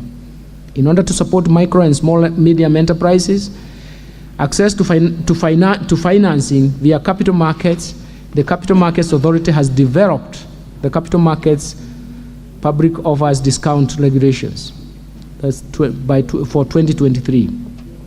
These regulations will enable MSMEs raise debt and equity capital via Nairobi Securities Exchange. The authority is also implementing the capital markets investment-based crowdfunding regulations 2022, and that will support Kenyan startups to raise finance from both global and local investors. Mr. Speaker, as part of these initiatives to support the real estate sector, the Lab Trust, Imara Real Estate Investment Trust, late, has been listed in Nairobi Securities Exchange following the approval of the Capital Markets Authority. This will provide investors with a unique opportunity to invest in a diversified portfolio of income-generating real estate assets. Let me turn now to pension reforms. Mr. Speaker, pension coverage in Kenya currently stands at 22% of the working population, leaving majority of Kenyans without a pension cover. This underscores the need to extend pension coverage to the informal sector, which constitutes the majority of our workforce. To this end, Mr. Speaker, the government is working on a national pensions policy to address key concerns on coverage, portability of schemes, reciprocal arrangements to address concerns of Kenyans in the diaspora, and mitigate the fragmentation in the sector. In furtherance of the ideals at the bottom-up economic transformation agenda, the National Treasury has established an innovative scheme, the Kenya National Enterprise Savings Trust, KNEST, with a focus on the population in the informal segment of the economy. In order to promote uptake of the scheme, we will deliberately form strategic partnership to facilitate voluntary pension contributions for individuals in this sector and to continue to explore options to provide diverse pension solutions for self-employed individuals. Mr. Speaker, to effectively administer the public service pensions, the National Treasury will invest in modern technology and digital solutions to streamline pension processes and improve service delivery. In this regard, public service schemes will provide user-friendly online platforms that allow the pensioners to access their pension statements, make inquiries, and update their personal information conveniently. The government continues to implement public service superannuation schemes with the end goal of easing the burden of pension payments by the government. Me turn to insurance reforms, Mr. Speaker. In the past 2 years, the insurance sector has grown by 36 billion shillings from a premium of 273 billion. The industry has also attracted investment from key multinational players. In order to further enhance the growth of the sector, the Insurance Regulatory Authority has rolled out a micro-insurance framework that will contribute to increase penetration coverage for the individuals with low incomes. The authority will strengthen private insurance's role in the universal health care coverage, promote crop and livestock insurance, as well as support insurance for MSMEs. Mr. Speaker, there are no deterrent measures under the Insurance Act to motivate accountability and observance of directors' duties as well as senior managers' professional responsibilities. To address this shortcoming, I have submitted to this House Insurance Amendment Bill 2023 to provide for offenses relating to the management of an insurer. In addition, the bill will contain other amendments aimed at enhancing the efficiency of the Insurance Regulatory Authority in regulating the insurance industry. Let me turn to SACCO societies reforms, Mr. Speaker. The SACCO industry is characterized by many small and medium-sized SACCOs that find it difficult to effectively compete in the deposit-taking and credit markets. To address this challenge, the SACCO Societies Regulatory Authority, SASRA, is working on amendments to SACCO Societies Act 2008 that will provide the licensing and supervision of shared SACCO services platform. This initiative will improve the efficiency and competitiveness of SACCOs through establishment of cost-sharing digital platform to enable small SACCOs achieve economies of scale, while at the same time mainstreaming regulatory compliance in a cost-effective manner. Mr. Speaker, 12 years ago, the government introduced prudential regulation to secure financial stability of SACCOs and boost savings for members. However, there has been a lack of a resolution mechanism for financially distressed SACCOs. In addition to addressing these challenges, the SACCO Society Regulatory Authority has proposed amendments to the SACCO Societies Act 2008 to provide for a framework for appointment of trustees to the Deposit Guarantee Fund for SACCOs in Kenya, DGF. Let me turn to unclaimed financial assets, Mr. Speaker. The Unclaimed Financial Assets Authority Act does not provide for claimers to designate a beneficiary of their assets or to a cause of their choice, and therefore any claim must be paid to the claimant. To address this, I have proposed to amend the Unclaimed Financial Assets Authority Act so as to empower claimants to designate beneficiaries of the unclaimed asset or to a cause of their choice. Let me turn to ease of doing business, Mr. Chairman, and consumer protection. Mr. Speaker. Mr. Speaker, in order to ease the cost of doing business and minimize compliance costs for micro, small, and medium enterprises, the Competition Authority of Kenya will exempt MSE, medium and small enterprise sector from merger notifications, thus enabling startups, digital businesses, among others. Further, the authority will monitor and conduct surveillance audits specifically in the manufacturing and agro-processing sector so as to protect MSMEs from incidences and abuse of buyer power. Second, implement codes of practice. The Competition Authority will implement codes of practice to ensure that MSMEs in the retail and insurance sectors are protected from powerful buyers. The Competition Authority will screen and investigate infractions such as suspected cartels or abuse of dominance conduct, such as excessive pricing, price discrimination, predatory pricing, margin squeeze, to ensure a level playing field. And the Competition Authority will actualize and initiate actualize the initiative started with the National Assembly to address the issue of price fixing by professional services to make the fees competitive and improve the quality of services. On consumer protection, the authority will monitor and investigate emerging consumer issues on the utility sector, pharmaceuticals, digital financial services, e-commerce, insurance, aviation, and safety of basic commodities. In addition, the authority will seek redress through replacement or refunds to customers affected by dark commercial patterns, scams, fraud under the digital economy. Let me turn now to the fiscal framework. Mr. Speaker, the government fiscal policy for the financial year 2023-2024 and the medium-term budget aims at undertaking a growth-friendly fiscal consolidation plan to ensure debt sustainability.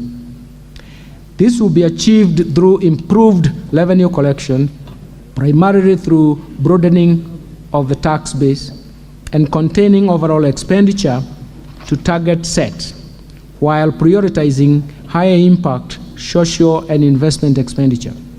Mr. Speaker, the fiscal policy targets to grow total revenues to 17.9% of GDP in financial year 2023-2024 and above 18.3% of GDP over the medium term.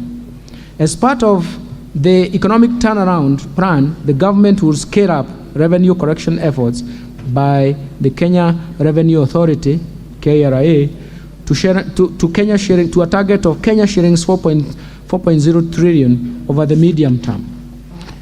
In order to achieve this, the government is undertaking a combination of both tax administrative measures and tax policy reforms. Mr. Speaker, regarding tax policy, the government will implement the national tax policy and finalize the medium-term revenue strategy for the period financial year 2023-2024 to 2026-2027. The national tax policy, which is before this House, will enhance the administrative efficiency of the tax system, provide consistency and certainty in tax registration and management of tax expenditures. The medium-term revenue strategy comprises rigorous administrative and policy measures to reform the tax system, which is expected to boost tax revenue over the medium term.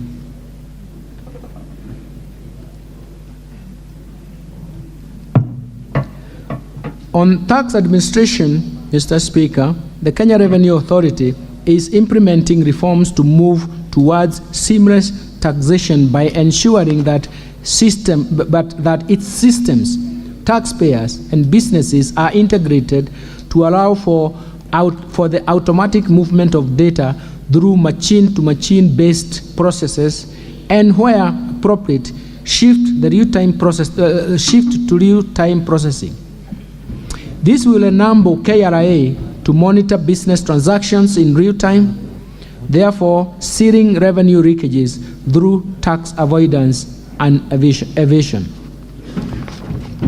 On the expenditure reforms, Mr. Speaker, the government will sustain efforts to improve efficiency in public spending and ensure value for money by eliminating non-priority expenditures, retiring expenditure and unsustainable consumption subsidies, reducing tax exemption, scaling up use of public-private partnership financing for commercially viable projects, and rolling out end-to-end procurement system. Mr. Speaker, to address the challenges of perennial low absorption of development partners' funds that have denied Kenyans the full benefit of this financing, the government will put in place policies and administrative measures to minimize payments of unnecessary fees and charges. Let me turn to revenue projections, Mr. Speaker. Mr. Speaker, supported by the tax policy reforms and administrative measures highlighted above, we project total revenue corrections, including appropriations in aid and grants for the financial year 2023-2024 budget to be Kenya shillings 2.96 trillion, and that is equivalent to 18.2% of gross domestic product, GDP.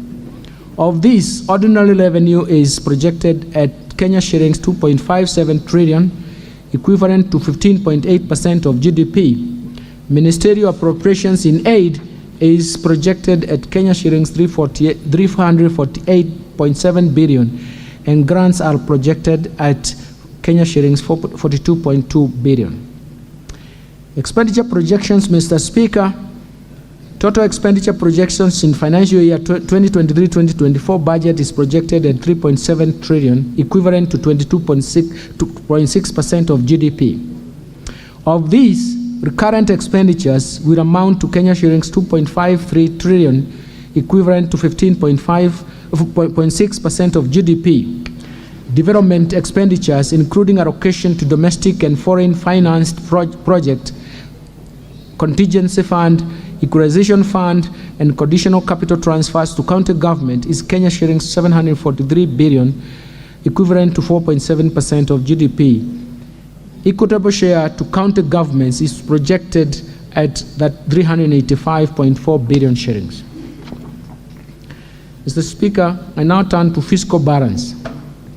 Mr. Speaker, given the projected revenue and grants against the projected expenditures, the fiscal gap or fiscal deficit is projected to decline from Kenya shillings 718.0 billion, equivalent to 4.4% of GDP in financial year 2023-2024 from a projected Kenya shillings 840.9 billion, equivalent to 5.8% of GDP in financial year 2022-2023. The fiscal deficit will be financed through net external financing of a Kenya shillings 131.5 billion, equivalent to 0.8% of GDP, and net domestic financing of 586.5 billion, and that is equivalent to 3.6% of GDP. Mr. Speaker, our medium-term fiscal consolidation policy targets to progressively reduce the level of fiscal deficit from the expected 5.8% of GDP in financial year 2022-2023 to 3.6% of GDP in the financial year 2026 to 2027. Let me turn to public debt management, Mr. Speaker. Kenya's public debt remains sustainable, but with elevated risks of debt distress due to persistent global shocks that adversely affect the liquidity ratios. The depreciation of the Kenya shilling against major currencies and the rise of interest rates have elevated cost of debt service. Further, the depreciation of the currency has increased the size of the public debt stock, as half of the public debt is actually denominated in foreign currency. Although the debt burden has risen, Kenya has not accumulated debt service arrears, and the government is committed to honor all public debt obligations as they fall due. Over the medium term, revenue-driven fiscal consolidation policy stance is expected to improve further the country's debt sustainability ratios and debt carrying capacity. Mr. Speaker, the current limit of the debt as approved in 2020 by this House is Kenya shillings 10 trillion. Guided by the best practice, the government intends to change the public debt ceiling from a numerical number to a debt anchor in the form of a ratio of public debt to GDP in present value terms. The proposed change to the debt ceiling provides an appropriate guide for optimal level of public debt based on the country's ability to pay.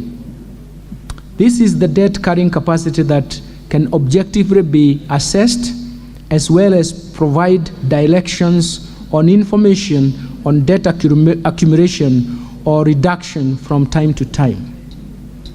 In order to anchor debt ceiling in a statute, the National Treasury developed a Public Finance Management Amendment Bill 2023, which has been submitted to this august House for enactment. The bill was subjected to public participation in line with the requirements of the Constitution of Kenya on transparency and accountability in public policy formulation. I urge the honorable members to prioritize and consider this bill favorably.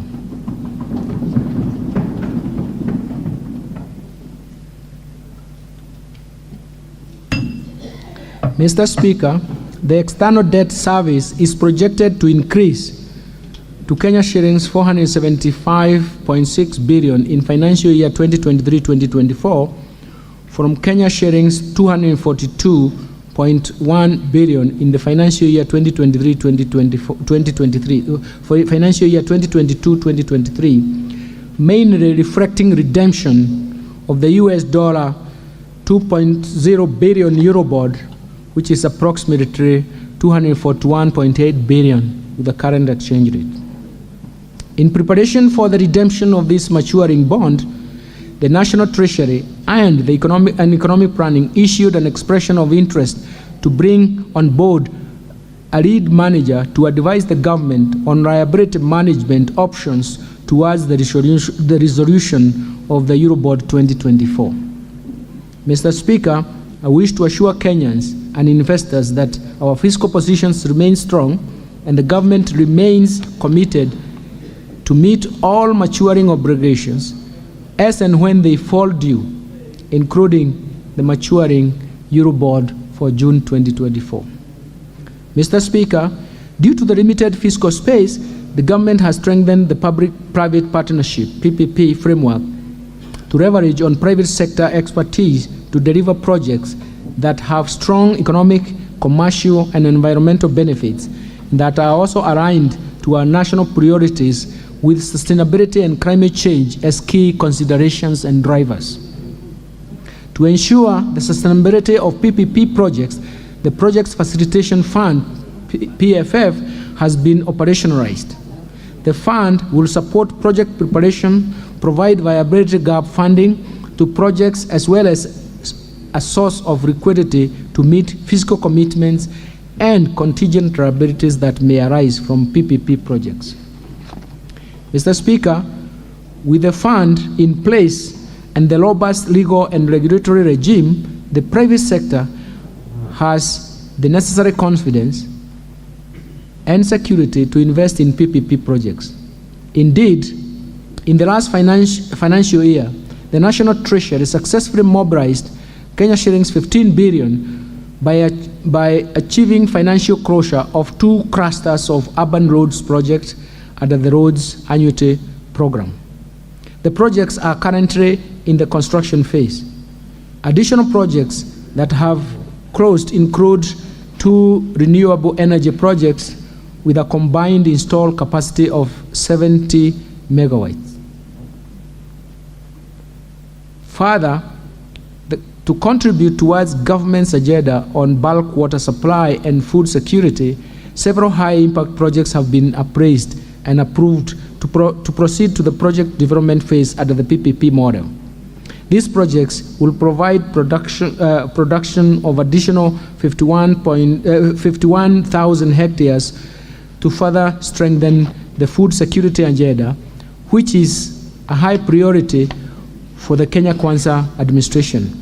The bulk of water will increase potable water. The bulk water will increase potable water supply by an estimated 200,000 cubic meters per day. The National Treasury and the Ministry of Water and Sanitation have developed a water purchase agreement which will pave way for the private sector to develop projects in a sustainable way. The National Treasury is in the process of developing a 10-year infrastructure plan that will be cross-cutting across various ministries to support delivery and prioritization of projects. Mr. Speaker, to build on this, the National Treasury plans to mobilize an estimated Kenya shillings 100 billion in private sector capital through various priority sectors. The focus will be on priority investment and underlying key projects and programs in each sector that deliver nationally significant infrastructure drive growth and also unlock private sector investment with greatest potential benefits to Kenyans. These sectors will include airports, seaports, blue economy, water, agriculture, industrialization, that is special economic zones, energy, including transmission lines, and digitalization, among other key sectors in the economy. Inclusion of local goods, works, and services will be emphasized for each project to contribute to overall economic growth by encouraging local investments in PPP projects. To also strengthen local investment, the National Treasury will be holding a series of roundtables to build local capacity in the financial sector so as to increase local financing of PPP projects. The National Treasury has embraced the climate resilience and adaptation framework for public-private partnership projects. This is to ensure that infrastructure projects are aligned to the realities of climate change. To achieve on the PPP mandate of scaling up private sector capital, the National Treasury will leverage on the continued support from development partners as well as other key institutions, both in public and private sector, including capital markets, pension funds, and commercial banks, in scaling up the private sector capital under the PPP framework. Let me turn to public investments management. Mr. Speaker, in 2022, the House approved Public Investment Management, PIM, regulations, 2022. The objectives of the regulations is to provide the national and county governments and their entities with a standardized approach in project cycle management to enhance transparency, accountability, prudent use of public resources, and public participation. The government will continue implementing the regulations to enhance efficiency in identification and implementation of priority social and economic investment projects. This will further curtail runaway project cost, eliminate duplication, and improve working synergy among implementation actors for timely delivery and development of the development projects. In the financial year 2023-2024, the National Treasury will develop and roll out the Public Investment Management Information System, PIMIS or PIMIS. It automates public investments management processes as outlined in the regulations to ensure that only projects with highest socio-economic returns are undertaken and prioritized for completion. Let me turn to resource allocation under the bottom-up economic transformation agenda. Mr. Speaker, the highlights of the budget allocation in the coming financial year are provided in recognition of the need to restrain borrowing and utilize the revenues and grants projected and in the fiscal framework. The proposed total programmed expenditures spending for the financial year 2023-2024 has been capped at 3.68 trillion. The bottom-up economic transformation agenda, Mr. Speaker, as I mentioned earlier, the government will implement strategic priorities under the bottom-up economic transformation agenda that is geared towards economic turnaround and inclusive growth. The agenda focuses on 5 sectors that have been outlined, and they have been outlined because they give the largest impact to the economy as well as households, as well as lays the households' welfare. This include, for purposes of repeating, agricultural transformation, micro, small, and medium enterprise economy, housing and settlements, healthcare, digital superhighway, and creative industry. Mr. Speaker, to ensure the effectiveness and efficiency in the planned investment in the 5 sectors, Kenya Kwanza administration has adopted the value chain approach to budgeting. In this regard, the government has identified 9 key value chain areas for implementation, namely leather, cotton, dairy, edible oils, tea, rice, brew economy, natural resources including minerals and forestry, and building materials.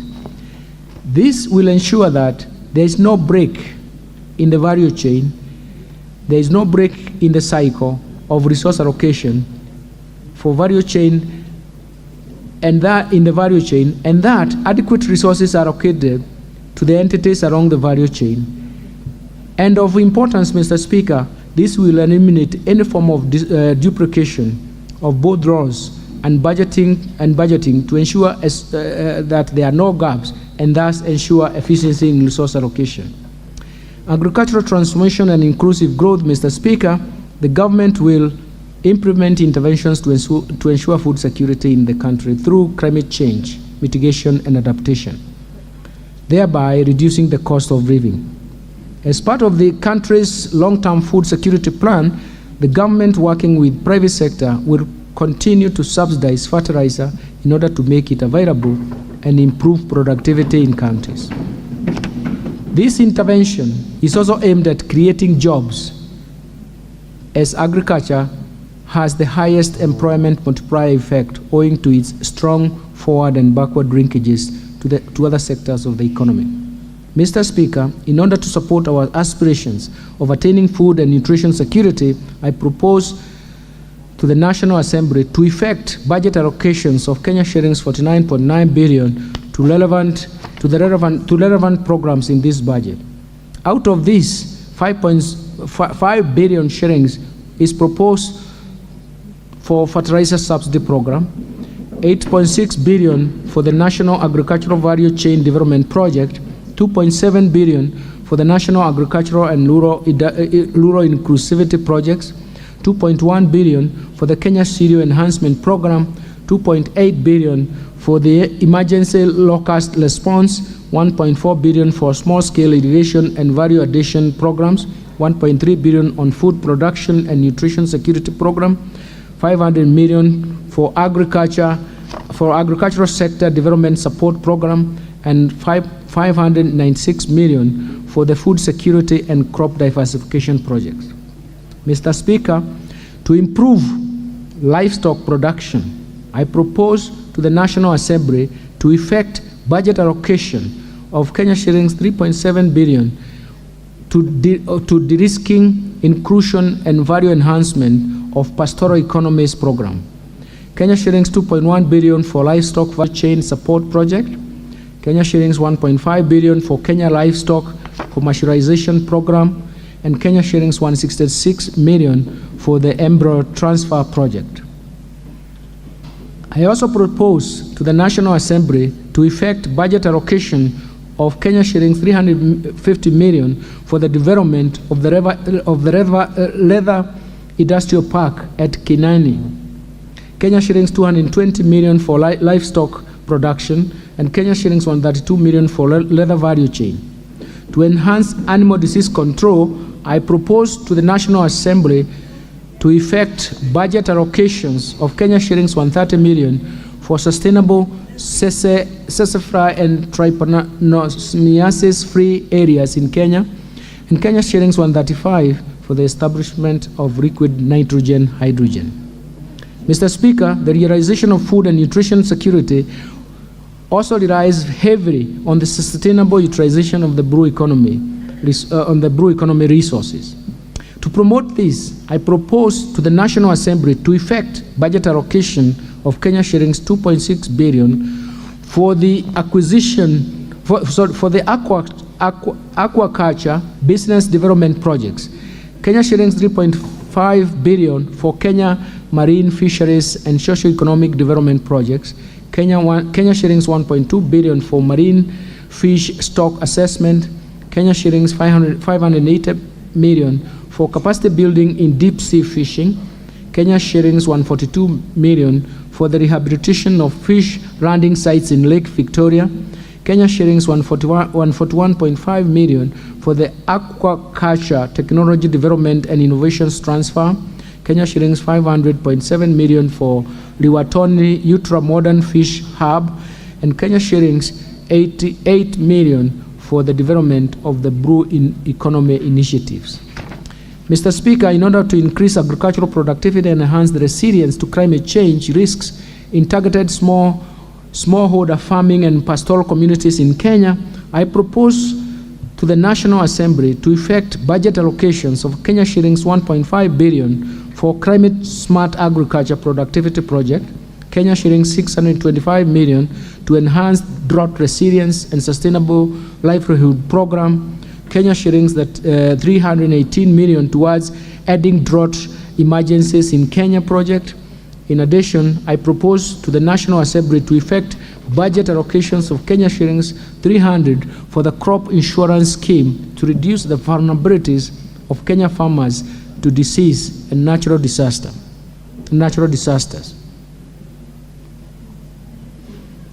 Mr. Speaker, to ensure legitimacy of RAD ownership, I propose to the National Assembly to effect budget allocation of Kenya shillings 1.2 billion for processing and registration of title deeds. Kenya shillings 2.6 billion for the settlement of the RAD race. Kenya shillings 755 million for digitization. Kenya shillings 755 million for digitization of RAD registries, and Kenya shillings 138.3 million for the construction of RAD registries. Mr. Speaker, transforming the macro, small and medium enterprises, MSME economy. Mr. Speaker, this is going to help us and to tackle the key bottlenecks of MSMEs in unlimited access to credit. The government rolled out in November 2022 Financial Inclusion Fund, popularly known as the HASRAS Fund, with an initial target budget of 20 billion shillings in the current financial year, as an intervention to correct market failure problems at the bottom of the pyramid. This program aims to lift those at the bottom of the pyramid through structured products in personal finance that includes savings, credit, insurance, and investment. This, together with other affirmative action funds like the Youth Enterprise Fund, Women Enterprise Fund, UESO Fund, and MSME's Credit Guarantee Scheme, will increase access to affordable credit to targeted persons and sectors, and thereby increase their investment and allow for private sector-led growth. To further support MSMEs, women, and the youth of this country, I propose to the National Assembly to effect an additional budget allocation of Kenya shillings 10 billion towards the HASRAS Fund, Kenya shillings 300 million to SMEs in the manufacturing sector, Kenya shillings 182.8 million for Women Enterprise Fund, Kenya shillings 175 for Youth Enterprise Fund, Enterprise and Development Fund, and Kenya shillings 192 million to UESO Fund. These allocation will inevitably guarantee access to affordable credit to the HASRAS, households, MSMEs, and therefore accord them an opportunity to make their rightful contribution to nation building. Let me turn to housing and settlement. Mr. Speaker, the cost of housing is a heavy burden to the majority of Kenyans, and is the main factor driving the proliferation of slums in the country. The government's commitment is to turn the housing challenge into an economic opportunity to create quality jobs for our over 100,000 young people graduating from TVETs every year, directly in the construction sector, and also indirectly through the production of building products. This will be achieved through, among others, facilitating the delivery of 250,000 houses per annum and enabling affordable housing mortgages. To ensure success of this initiative, I propose to the National Assembly to effect budget allocation of 35.2 billion for the housing program. This includes 7.3 billion under the Kenya Urban Program, KENAP, Kenya shillings 5.5 billion to Kenya Mortgage Refinance Company for enhancement of the company's capital, as well as for on-lending to primary mortgage lenders, Kenya shillings 3.2 billion for construction of affordable housing units, as well as Kenya shillings 3.3 billion for the construction of social housing units.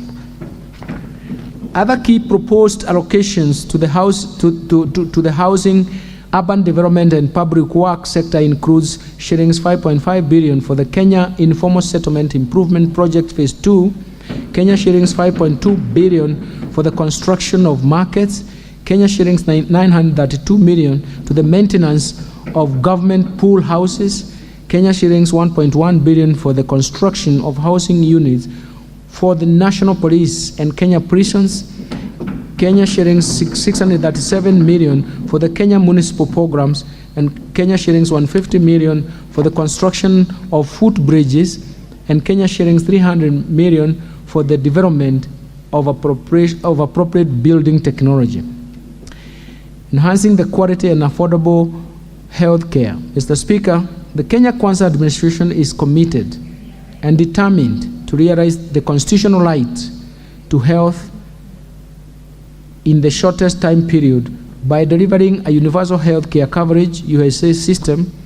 This entails promoting access to quality and affordable health care through the Universal Health Care Coverage Program. Towards this end, Mr. Speaker, I propose to the National Assembly to effect budget allocation of Kenya shillings 141.2 billion to the health sector to support various programs aimed at supporting universal health care coverage. Mr. Speaker, specific proposed allocation for the various activities and programs include Kenya shillings 18.4 billion for the universal health care coverage, Kenya shillings 3.7 billion for the Kenya COVID-19 Emergency Response Project, Kenya shillings 4.1 billion for free maternity health care, Kenya shillings 5.9 billion for the managed equipment services, as well as managed equipment services MES, as well as Kenya shillings 1.7 billion to provide medical cover for the elderly and severely disabled persons in our society. Mr. Speaker, to lower cases of HIV/AIDS, malaria and tuberculosis in the economy, Kenya shillings 24.8 billion is proposed at a global fund, and Kenya shillings 4.6 billion to enhance vaccines and immunization program. Mr. Speaker, to promote early diagnosis and management of cancer and reduce the burden of treatment among Kenyans, I propose to the National Assembly to effect a budget allocation of Kenya shillings 1.9 billion for construction of cancer center at Kisii Level 5 Hospital, Kenya shillings 500 for strengthening of cancer center management at Kenyatta National Hospital, and an additional Kenya shillings 155 million is proposed for the establishment of regional cancer centers. Further, to improve the health service delivery, I propose to the National Assembly to effect a budget allocation of 21.6 billion for Kenyatta National Hospital, Kenya shillings 12.8 billion for the Moi Teaching and Referral Hospital, Kenya shillings 8.8 billion for the Kenya Medical Training Colleges, Kenya shillings 3.3 billion for the Kenya Medical Research Institute, Kenya shillings 2.4 billion for the construction of the Kenya National Hospital burns and pediatric centers, Kenya shillings 1.4 billion for the equipping of laboratories and classrooms of KMTC, Kenya shillings 1.1 billion for the renovation of Kenyatta National Hospital, Kenya shillings 1 billion for the procurement of family planning and reproductive health commodities, Kenya shillings 1 billion for the procurement of equipment for the National Blood Transfusion Service, and Kenya shillings 352 million for the digital health platform. Let me turn to digital superhighway and creative economy. Mr. Speaker, the digital superhighway will play a critical role in enabling the government to achieve the objectives of bottom-up economic transformation agenda, as well as in enhancing revenue collection via automation of VAT systems. Digitalization and automation will increase productivity and competitiveness through providing quick access to the market and reducing information asymmetry, as well as improving risk management. Promotion of music, theater, graphic design, digital animation, fashions, and craft, among others, will increase employment for the youth.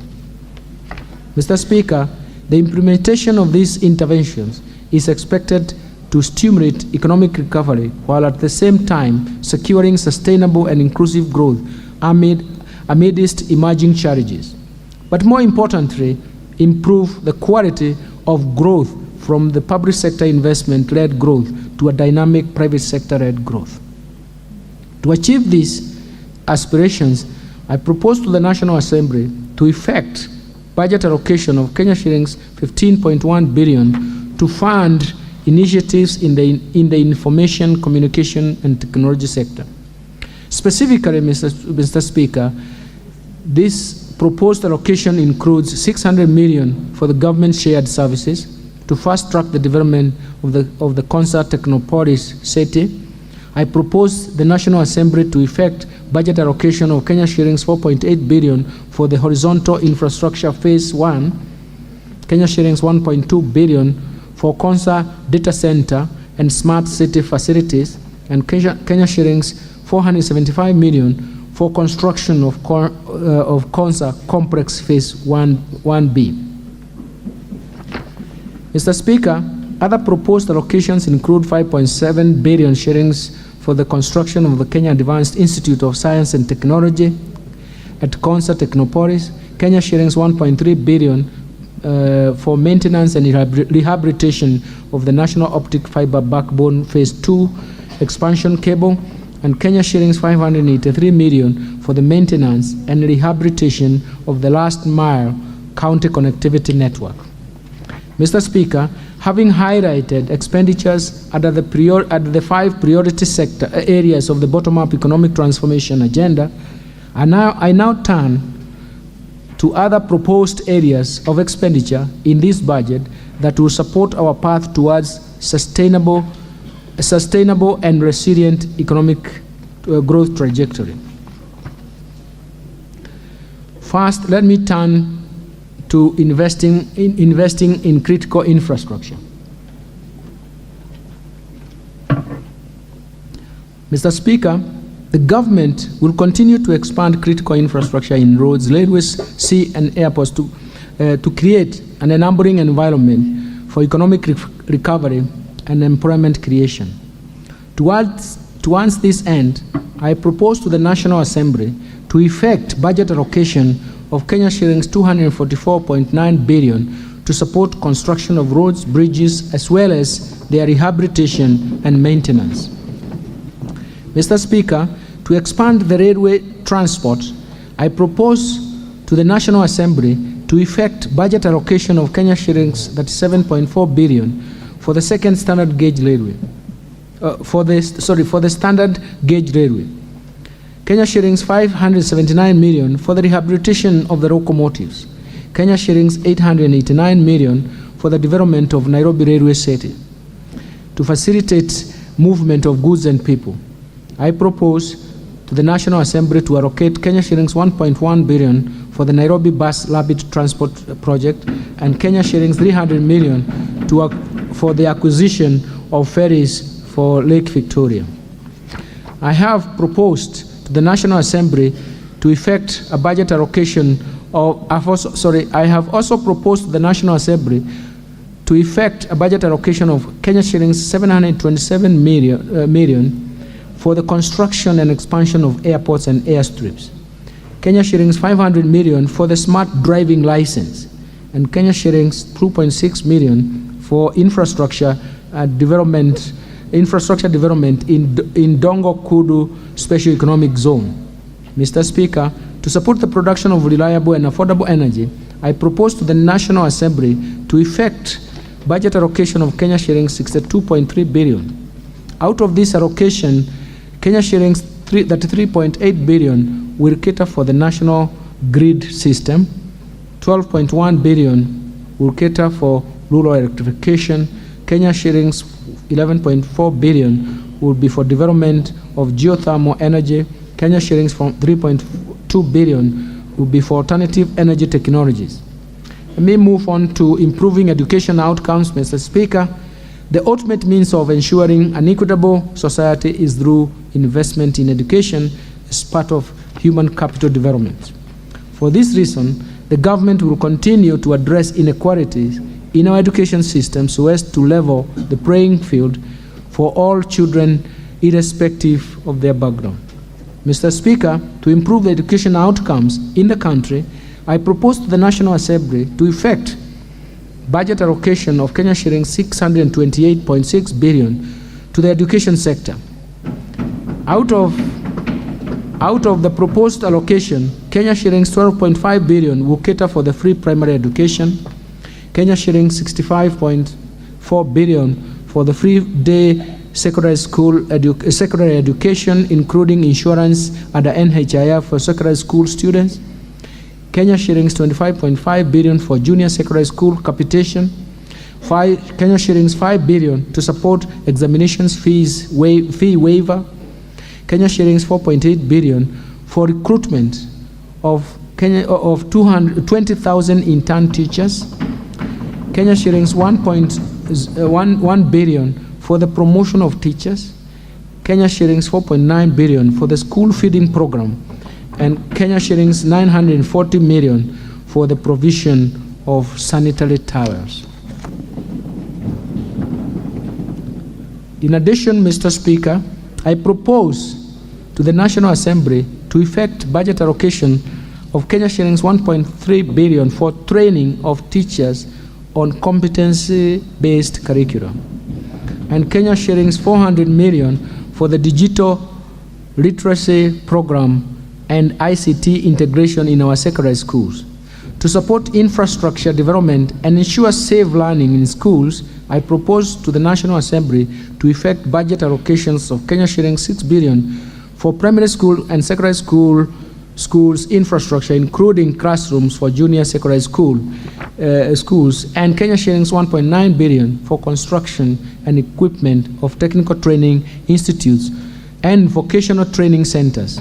Further, 1.8 billion is proposed to increase access and improve the quality of technical and vocational education training programs under the East Africa Skills Transformation and Regional Integration Project.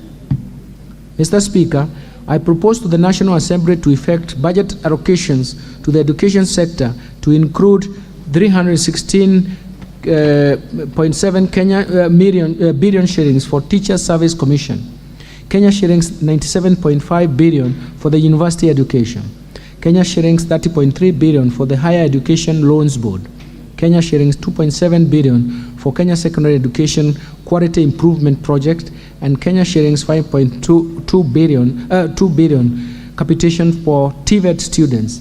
Mr. Speaker, Kenya shillings 980 million is proposed for technical vocational education training and entrepreneurship, Kenya shillings 1.5 billion for promotion of youth employment and vocational training, and 749 million for the research, science, and technology and innovation.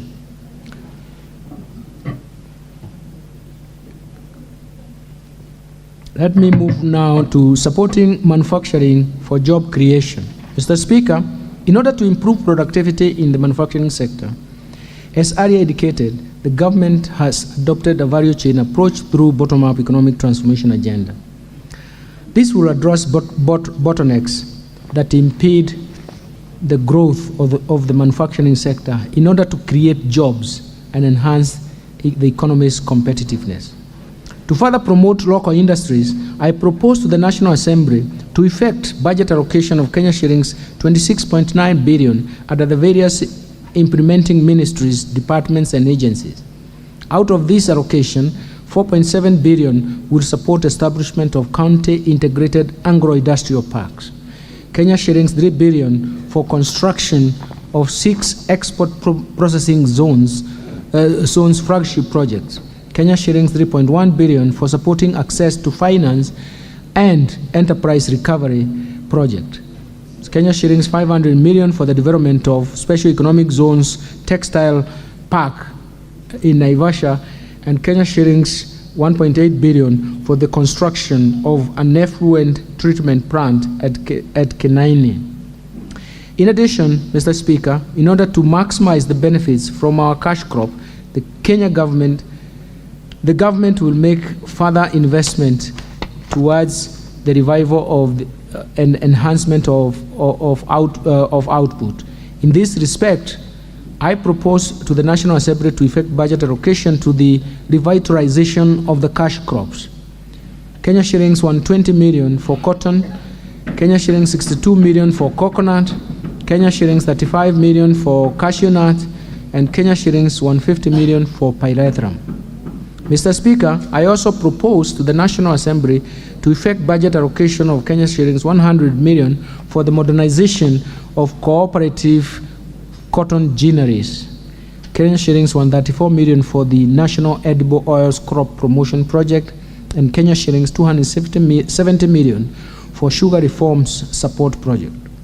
Mr. Speaker, to equip the youth with essential internship opportunities, I propose to the National Assembly to effect budget allocation of Kenya shillings 1.5 billion for the Kenya Industry Entrepreneurship Project. The Kenya Industry and Entrepreneurship Project.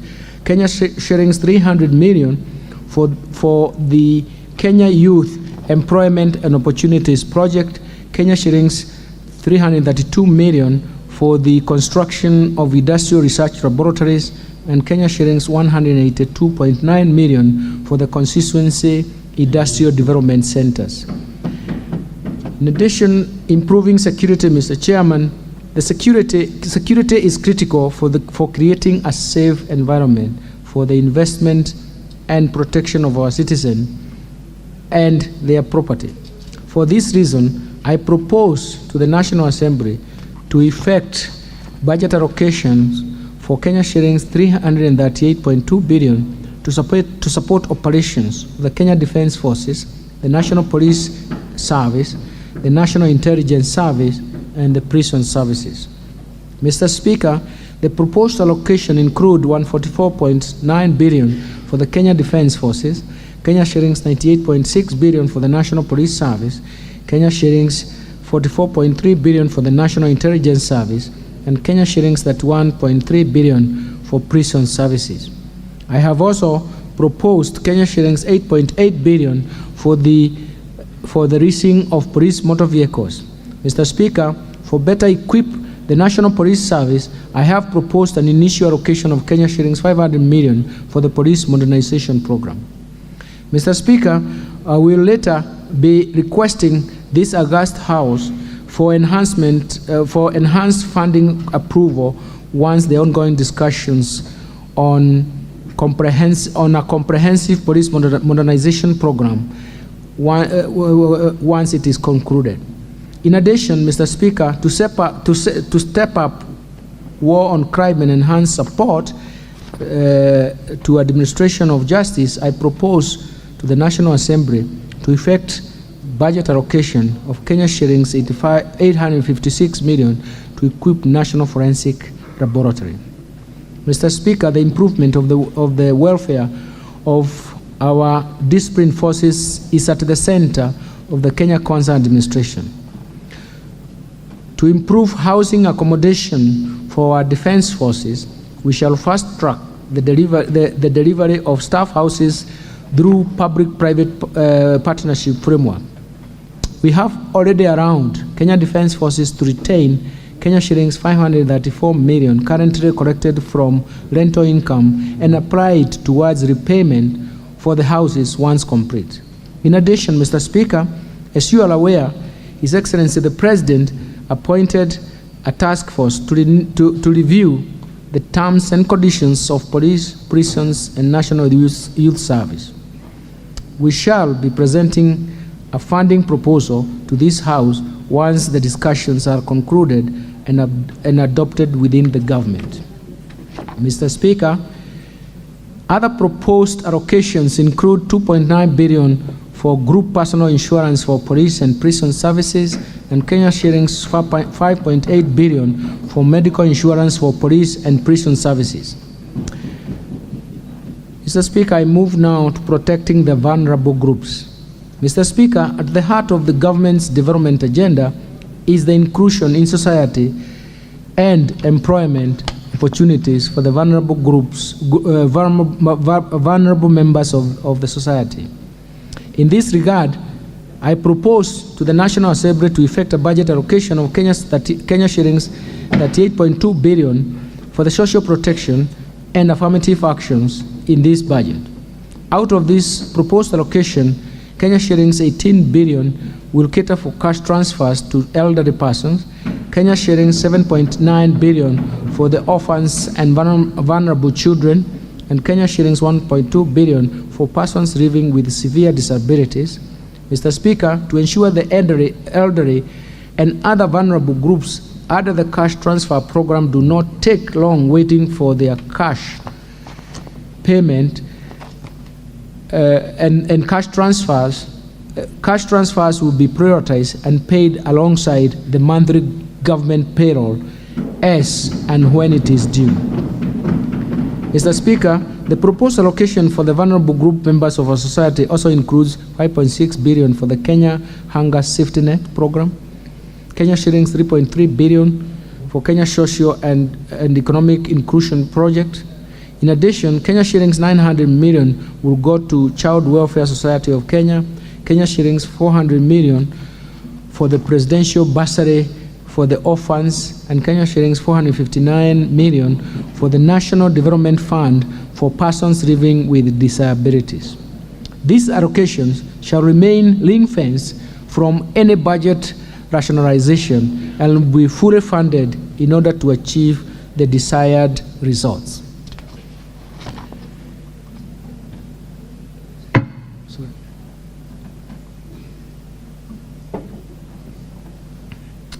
Let me turn to equity, poverty reduction, women and youth empowerment programs. Mr. Speaker, the most pressing challenge in our country at the moment is lack of job opportunities for the youth. This has been exacerbated by the hard economic times following several negative shocks explained earlier in the statement. In order to empower the youth and support businesses owned by youth and women, I propose to the National Assembly to effect budget allocation of Kenya shillings 81.9 billion for these initiatives. The proposed allocations include 13.1 billion for the National Youth Service, Kenya shillings 602 million for the Kenya Youth Empowerment and Opportunities Project, Kenya shillings 300 million for the establishment of youth empowerment centers, Kenya shillings 229.7 million to implement the Vijana Vuka na Avya, that is Viva Youth Program. To support the film industry, I propose to the National Assembly to effect budget allocations of 100 million to strengthen the film industry in Kenya, Kenya shillings 49 million for film location mapping, and Kenya shillings 100 million for the Kenya Film School. Mr. Speaker, women participation in the key sectors of our economy is critical for the economy. For this reason, the government will sustain the increased incomes for women through employment creation and supporting women-led enterprises. We will further strengthen women participation in decision-making in our governance and political institutions, as well as reduce sexual and gender-based violence provision of affordable affordable health services.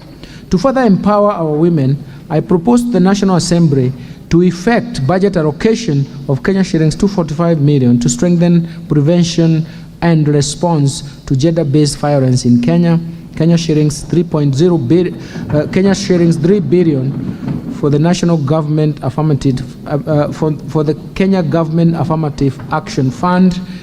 Mr. Speaker, to promote global equity, reduce poverty, and embrace social development, I propose to the National Assembly to effect budget allocations of Kenya shillings 53.5 billion for the National Government Constituency Development Fund, as well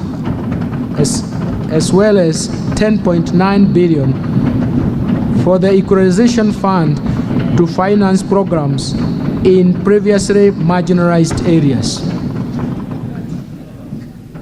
Let me turn to stimulating tourism, growth, sports, culture, and recreation and arts. Mr. Speaker, the government has prioritized expanding the space for creativity, including freedom of expression and protection of intellectual property rights. We will also strengthen mainstreaming of arts and culture infrastructure and support cultural production and creative economy. We are also cognizant of the brand value of Kenyans participating and excelling in international sports arena as of ultimate importance to us. To support tourism To support tourism, sports, culture, and recreation, I propose to the National Assembly to effect budget allocation of Kenya shillings 12.5 billion. This includes an allocation of 6.4 billion under the Sports, Arts, Social Development Fund, Kenya shillings 4.1 billion for the Tourism Fund, and Kenya shillings 2 billion for the Tourism Promotion Fund.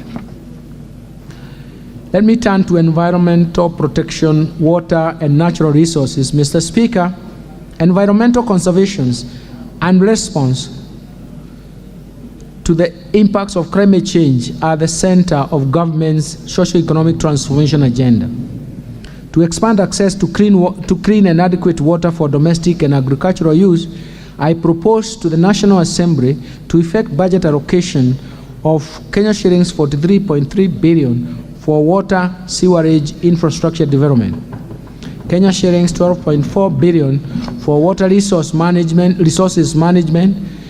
Kenya shillings 1.6 billion for water storage and flood control.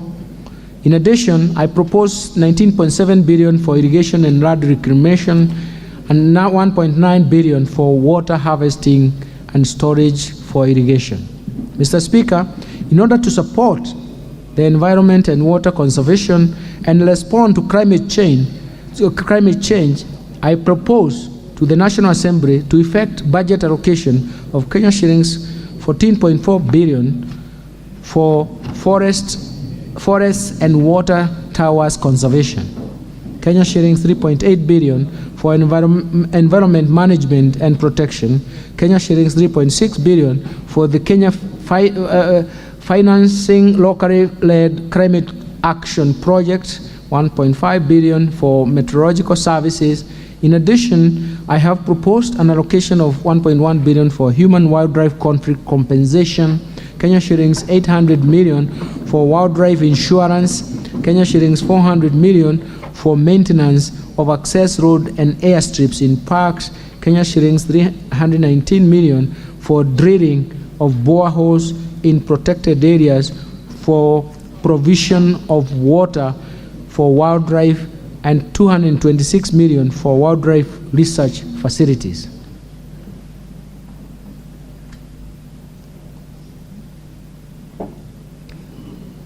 Let me turn to improving governance, sustaining the fight against corruption.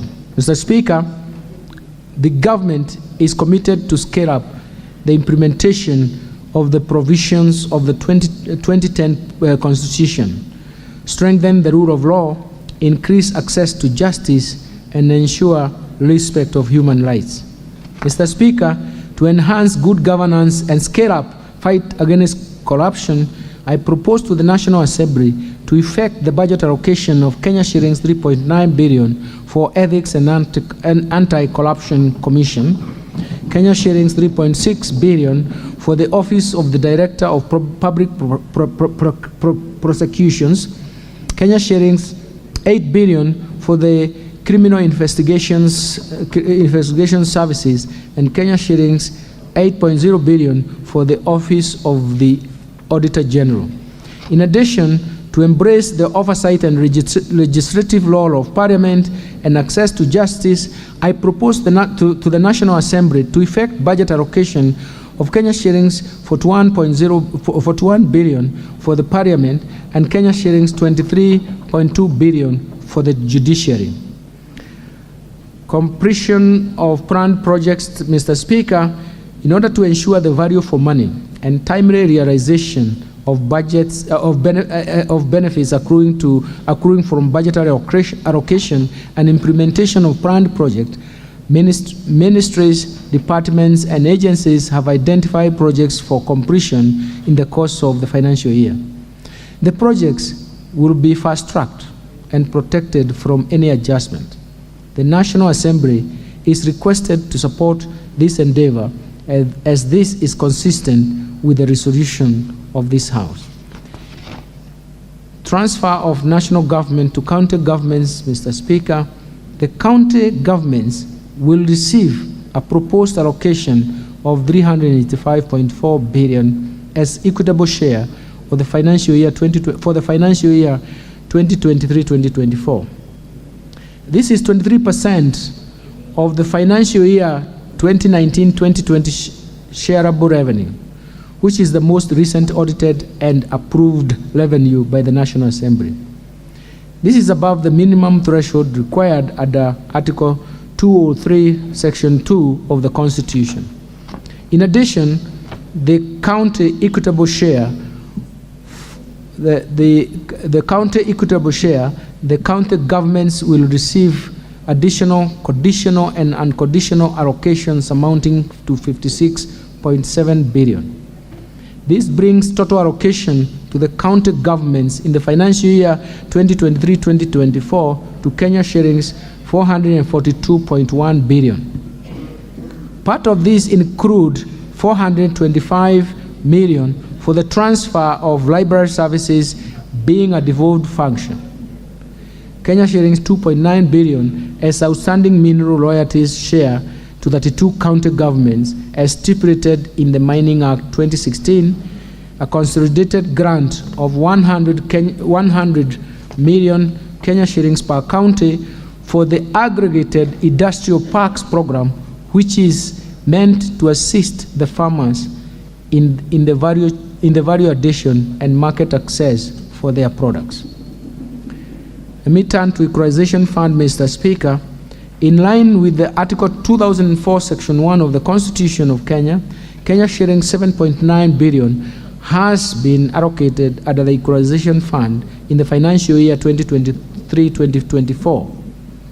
This represents 0.5% of the financial year 2019-2020 revenue, which is the most recent audited and approved revenue by the National Assembly.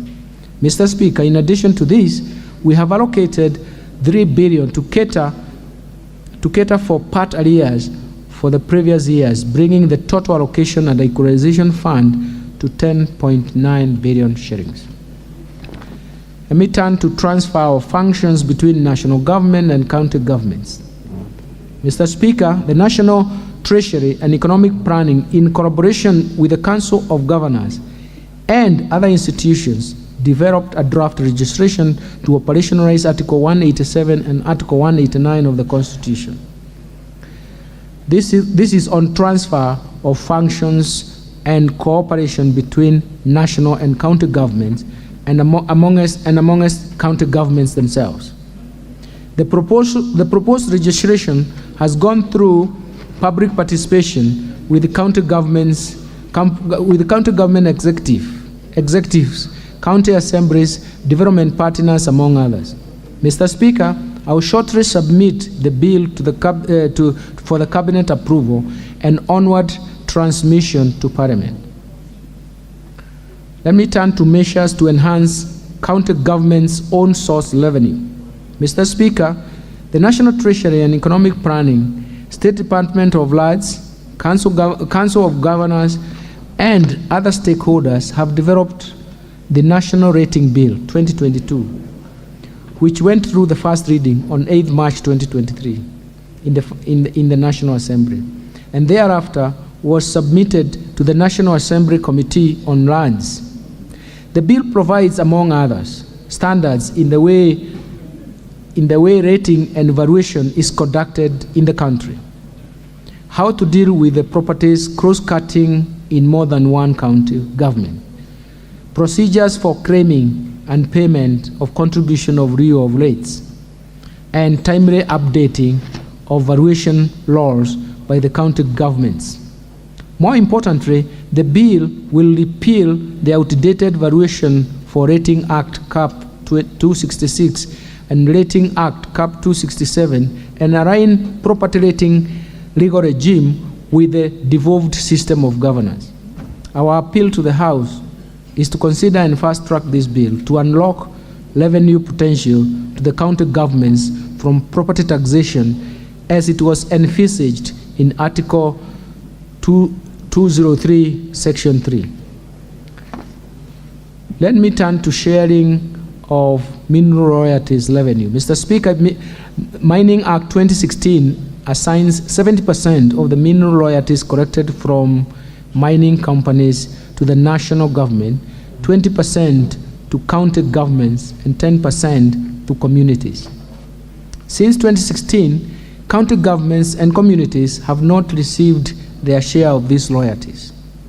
To address this matter, I have submitted a framework for sharing 2.9 billion shillings among 32 county governments for mineral royalties outstanding as of 30th June 2022 for consideration and approval by the Parliament.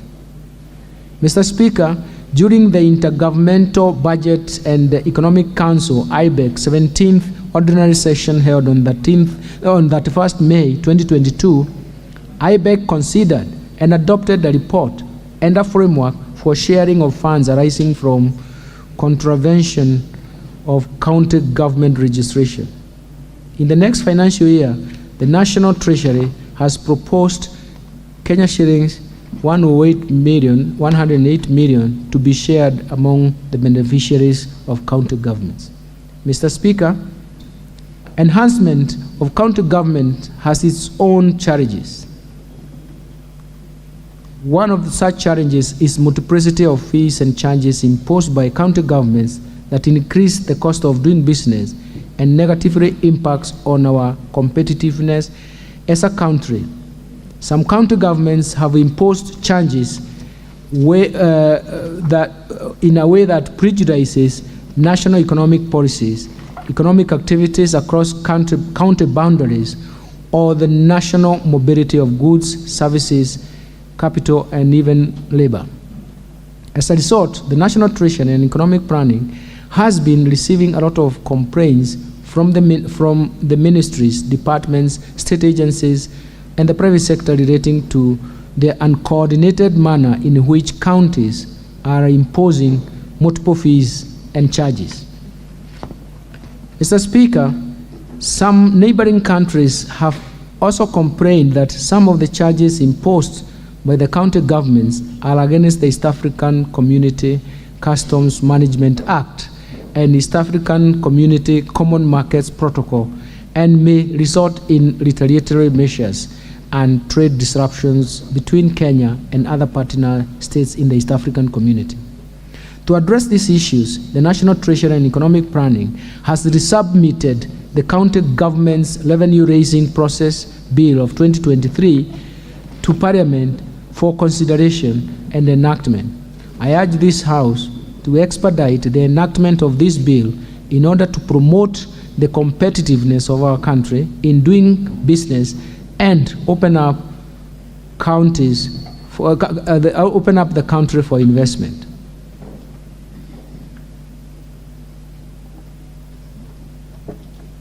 Mr. Speaker, I now turn to taxation measures. Mr. Speaker, I will now turn to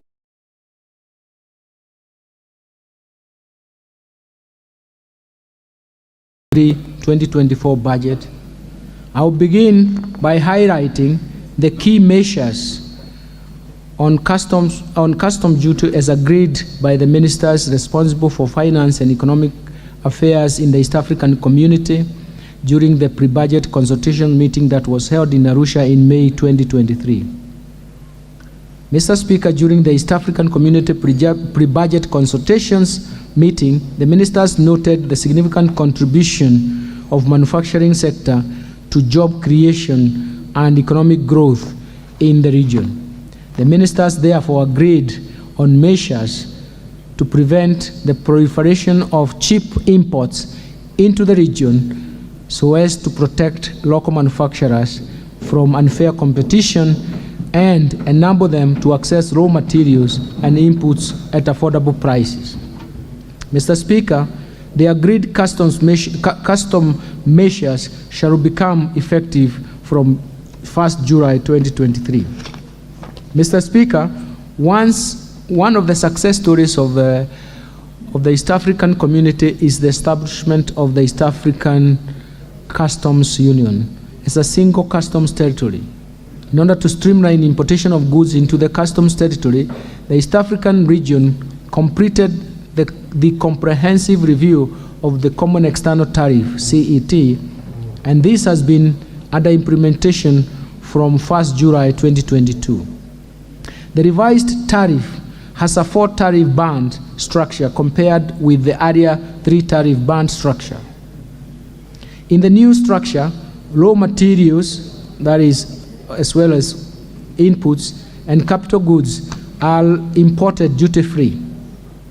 Intermediate goods are imported at a rate of 10%, while finished goods, which are not available in the region, are imported at a 25% tax. Finally, Mr. Speaker, all finished goods which are available in the region in sufficient quantities attract a common external tariff rate of 35%. The revised tariff bands are meant to cater for goods with long value chains which require differentiated rates to promote investments. Mr. Speaker, despite rice and wheat being among the staple foods in our countries, Kenya's production of these food items does not meet the domestic demand. In order to meet domestic demand, Kenya will import rice at a rate of 35% instead of 75% under the EAC Common External Tariff. Further, in order to ensure that there is enough wheat to meet local demand, while at the same time protecting wheat farmers from unfair competition, Kenya will import wheat under East African Community Duty Remission Scheme of 10% instead of 35%. The importation of wheat will be undertaken upon recommendation of the Ministry of Agriculture, who will ensure wheat millers, as a priority, purchase local wheat before they are allowed to import. Mr. Speaker, in order to support local automobile industry assembly in the region, the East African Community Partner States agreed to continue with the importation of raw materials for manufacture of parts used in the assembly of motor vehicles, and especially leaf spring, radiators, and wiring harness under the duty remissions. In addition, the region agreed to extend importation of completely knocked down kits for assembly of motorcycles at 10% under the duty remission, as the region awaits the finalization of the East African Community Assembly regulations. Mr. Speaker, Kenya has suffered capacity to manufacture various products in the metal and allied subsector, thus providing employment opportunities to many Kenyans, thus failing to provide employment to so many Kenyans. In order to continue safeguarding this sector, the East African community ministers agreed that imported iron and steel products shall continue attracting a duty rate of 35% with the corresponding specific rates for a further 1 year for Kenya. Mr. Speaker, our hardworking farmers are capable of producing enough food to satisfy domestic demand. In particular, local demand for most vegetable products has been adequately served by our farm produce over the years. To protect these farmers from cheap imports, Kenya has been around to extend the import duty rate of 35% in addition to the specific import duty rates on vegetable products for a further 1 year. Mr. Speaker, the high cost of inputs of animal feeds, coupled with other factors like unfavorable weather conditions, make the locally manufactured animal feeds expensive and hence contribute to food inflation.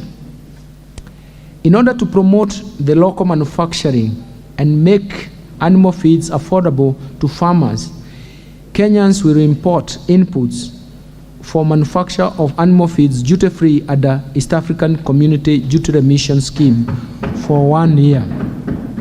Mr. Speaker, last year we allowed the manufacturers of baby diapers to access inputs for manufacture of baby diapers duty-free. This was meant to lower the cost of manufacturing these essential products. I'm happy to note that many companies have responded to this incentive by increasing production. In order to continue making these products affordable to our babies, the East African ministers allowed Kenya to extend the duty-free importation of inputs for manufacture of baby diapers for a further 1 year. Moreover, to protect these manufacturers from competition from imported products, the region allowed Kenya to extend charging imported baby diapers at a rate of 35% for a further 1 year. Mr. Speaker, leather industry is one of the priority value chain under the bottom-up economic transformation agenda. In order to support local value addition and protect the industry from unfair competition, the East African Community Partner States agreed to retain the import duty on imported leather and footwear products at a rate of 35%. In addition, Kenya was allowed to extend the duty-free importation of raw materials and inputs for manufacture of footwear products. Mr. Speaker, Kenya has adequate capacity to meet local demand for roofing tiles. In order to facilitate access to Kenyan-made roofing tiles at affordable prices, Kenya was granted extension of a duty-free window for importing inputs for the manufacture of roofing tiles for a further 1 year. Mr. Speaker, in order to protect the Kenyan producers of paper and paper products from the proliferation of cheap imports, Kenya was allowed to import these products at a rate of 35% for the next 1 year. Mr. Speaker, in order to protect local production of safety matches, particle boards, plywoods, among other goods of timber, Kenya was allowed to extend charging of specific rates of import duty in addition to ad valorem duty ranging from US $120 per metric ton to US $200 per metric ton on these goods. This is also meant to curb the other valuation of goods and safeguard revenues further. Revenues. Further, Kenya was allowed to charge a rate of 45% on imported furniture in order to protect local manufacturers and producers.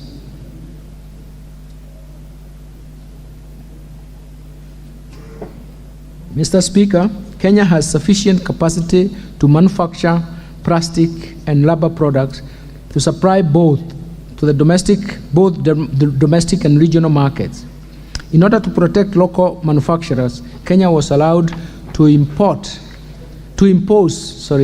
import duty rate at 35% on these goods for 1 year instead of 25%. Mr. Speaker, in order to protect local assembly of smartphones and other mobile phones, Kenya was allowed to extend the import duty rate of 25% on smartphones and other telephones for cellular networks or other wireless networks for 1 year. Further, Kenya was allowed to extend duty-free importation of inputs for assembly of smartphones and other cellular phones. Mr. Speaker, Kenya has capacity to produce billets for manufacture of wire rods and other similar products to meet the local demands. In order to protect the local manufacturers of these goods, Kenya was allowed to charge an import duty of 10% on billets. Mr. Speaker, I now turn to tax measures proposed in the Finance Bill 2023. Let me start off with amendments to the Value-Added Tax 2013. Mr. Speaker, I now embark on measures proposed under the Value-Added Tax 2013. Mr. Speaker, the high cost of liquefied petroleum gas, LPG, contributes to the escalating cost of living and continued use of firewood and charcoal, which negatively affects our forest cover. In order to make LPG affordable and promote its uptake, as well as encourage the use of clean sources of energy, I am proposing to the National Assembly to zero-rate VAT on LPG. Mr. Speaker, currently, exported services are subject to VAT at the rate of 16%. This has caused an increase in the cost of exported services, hence affecting the competitiveness of our services in the global market. In order to increase competitiveness and encourage exportation of taxable services, I propose to the National Assembly to remove VAT on exported taxable services. Mr. Speaker, currently, tea purchased for local value addition, either from the factories or tea auction centers, is vatable, affecting the cash flow of the tea exporters. In order to encourage local value addition of our tea, I propose to the National Assembly to remove VAT on tea purchased from factories or tea auction centers for value addition and subsequent export. This will improve the cash flows of tea exporters involved in local value addition. Mr. Speaker, currently helicopters, airplanes, and other aircrafts are unladen and other aircrafts of unladen weight not exceeding 2,000 kilograms are subject to VAT. Further, some spare parts of tariff numbers 8803 are expressly exempt from VAT. However, VAT exemption on any other aircraft spare parts imported by aircraft operators or persons engaged in the business of aircraft maintenance is contingent upon recommendation by the competent authority responsible for civil aviation. This process creates administrative burden on the taxpayer to comply with the requirements. Mr. Speaker, we have also noted that the cost of aircraft maintenance and training activities has been high, prompting airlines to prefer undertaking these activities in other jurisdictions. In order to ease the process of VAT exemption on aircraft spare parts and encourage investment in this area, I propose to the National Assembly to remove the VAT on all aircraft simulators for training our pilots and aircraft spare parts. This proposal to expressly exempt from VAT on all aircraft and spare parts of Chapter 88 will spur the growth in the aviation sector and reduce the administrative burden of accessing its VAT exemption. Mr. Speaker, the international best practices is to charge VAT on all goods and services, and especially those that have undergone some form of processing. This is not the case in our VAT regime, as some of the goods have undergone some processing are also exempt from VAT, while others are zero rated. This has impacted on the tax expenditures. In order to bring down the tax expenditures and also align with the international best practices, I propose to the National Assembly to rationalize goods and services in the first and the second schedules of the VAT Act by transferring some goods and services from zero rating to exempt status and from exempt status to taxable at the standard rate. Mr. Speaker, over the years, the petroleum products have received preferential tax treatment, gradually transitioning from exempt status in 2013 to 2018 and 8% at VAT from 2019 to date. This is irrespective of the fact that suppliers of petroleum products claim other input tax at the general rate of 16%, which means that the government has been sharing the burden of the input tax with business by subsidizing the difference of the general rate of 16% and the preferential rate of 8%. As a result, these practices and outcomes, the oil marketers have been in perpetual credit position and not paying VAT to the exchequer. This practice is discriminatory and as business in other sectors of the economy bear the input tax by recovering the same from output VAT charged on the final consumer. Mr. Speaker, on reviewing the VAT rate on petroleum products to the standard rate, such business would at the onset recover the VAT credits that they have been carrying forward over the years, and government would end up correcting the VAT after some time. Mr. Speaker, if the anomaly is not corrected at the earliest stage, the build-up of credits will continue to increase, and should the government seek to charge VAT at the standard rate in the future, it would take years for the government to collect the much-needed revenue from this sector, since the credits have to be exhausted before businesses start paying VAT. The continued practice by government to subsidize cost of fuel by levying a preferential rate of 8% distorts the market, yet the economy should be operating on the principles of demand and supply.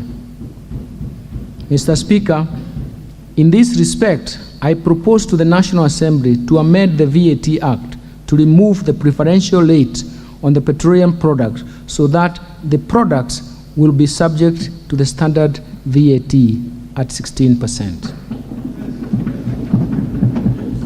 Mr. Speaker, the brew economy remains largely untapped despite its huge potential.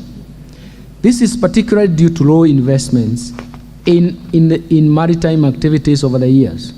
In order to spur investment and attract international sea freight in this sector, I propose to the National Assembly to zero-rate inbound international sea freight offered by registered persons.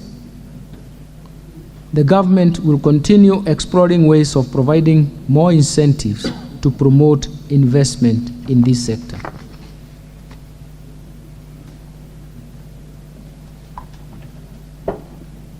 Mr. Speaker, currently, machinery used by pharmaceutical companies are exempt from VAT on importation. This is meant to complement government's effort to ensure that all Kenyans have access to affordable health care. However, we have received numerous petitions to extend the exemption to locally purchased machinery to further boost access to healthcare services. In this regard, I propose to the National Assembly to amend the VAT Act to extend the exemption to machinery and equipment purchased locally for use in the manufacture of pharmaceuticals. Mr. Speaker, in order to address the escalation of tax expenditures and foster prudent utilization of fiscal resources, I propose to the National Assembly to remove VAT exemptions in respect of taxable services supplied for construction of specialized hospitals, goods and services for the construction of tourism facilities, goods worth more than 2 billion purchased by manufacturers, as well as plant, machinery, and equipment used in the construction of plastic recycling plants. Mr. Speaker, currently, transfer of business as a going concern is subject to VAT at a standard rate. Taxpayers have raised concern that this discourages business reorganization and sale of businesses. In this regard, I propose to the National Assembly to amend the VAT Act to exempt transfer of business as a going concern. This is expected to encourage mergers and acquisition, hence boost growth of businesses as well as their efficiency. I now turn to the amendments to the Excise Duty Act 2015. Mr. Speaker, I will now highlight tax measures proposed under the Excise Duty Act. The Excise Duty Act provides for remittance of excise duty to the Kenya Revenue Authority, KRA, by the 20th day of the following month. In this era of technology, there is no justifiable reason for waiting for 20 days to report transactions to the KRA. In order to cure the delay, I propose to the National Assembly to amend the Act to provide for a maintenance of the excise duty on betting and gaming activities within 24 hours after closure of transactions by the betting and gaming companies. Mr. Speaker, betting and gaming prize competition and even lotteries are addictive in nature and have negative socio-economic consequences to the society. To discourage participation in these activities by Kenyans, and especially school-going children, I propose to the National Assembly to increase the rate of excise duty on betting, gaming, prize competition, and lotteries from the current 7.5% to 12.5%. Mr. Speaker, there has been an increase in the importation of fish into the country, which has negatively affected the local fish industry. To promote and protect local fish industry, which provides livelihood to many Kenyans, I propose to the National Assembly to introduce an excise duty on imported fish at Kenya shillings 100,000 per metric ton, or 10% of the excisable value, whichever is higher. Mr. Speaker, the government charges specific excise duty on juices per litre. However, there has been an increase in supply of juices in powder form, and based on the current tax regime on juices, the powdered juice is not subject to excise duty. And this creates an unfairness in taxation of juices. In order to cure this problem and to create a level playing field, I propose to the National Assembly to introduce excise duty on powdered juice at a rate of 25 shillings per kilogram. Mr. Speaker, currently, specific rates of excise duty are subject to annual adjustment for inflation. However, taxpayers are concerned with the frequent changes in specific rates of excise duty through annual adjustment, creating uncertainty in the prices and distorting the markets. Therefore, in order to create certainty in excise duty tax regime, I propose to the National Assembly to repeal the provision for annual adjustment for inflation. Mr. Speaker, consumption of sugar has been associated with various ailments, such as diabetes, which has become common in many families. To discourage consumption of sugar, I propose to the National Assembly to introduce excise duty on imported sugar at a rate of 5 shillings per kilogram, including sugar, but this excludes the sugar imported or purchased locally by registered pharmaceutical manufacturers for use in the manufacture of pharmaceutical products. Mr. Speaker, consumption of alcohol, betting, gaming, and lottery and prize competition are extremely addictive and result in harmful repercussions in the society, especially the youth.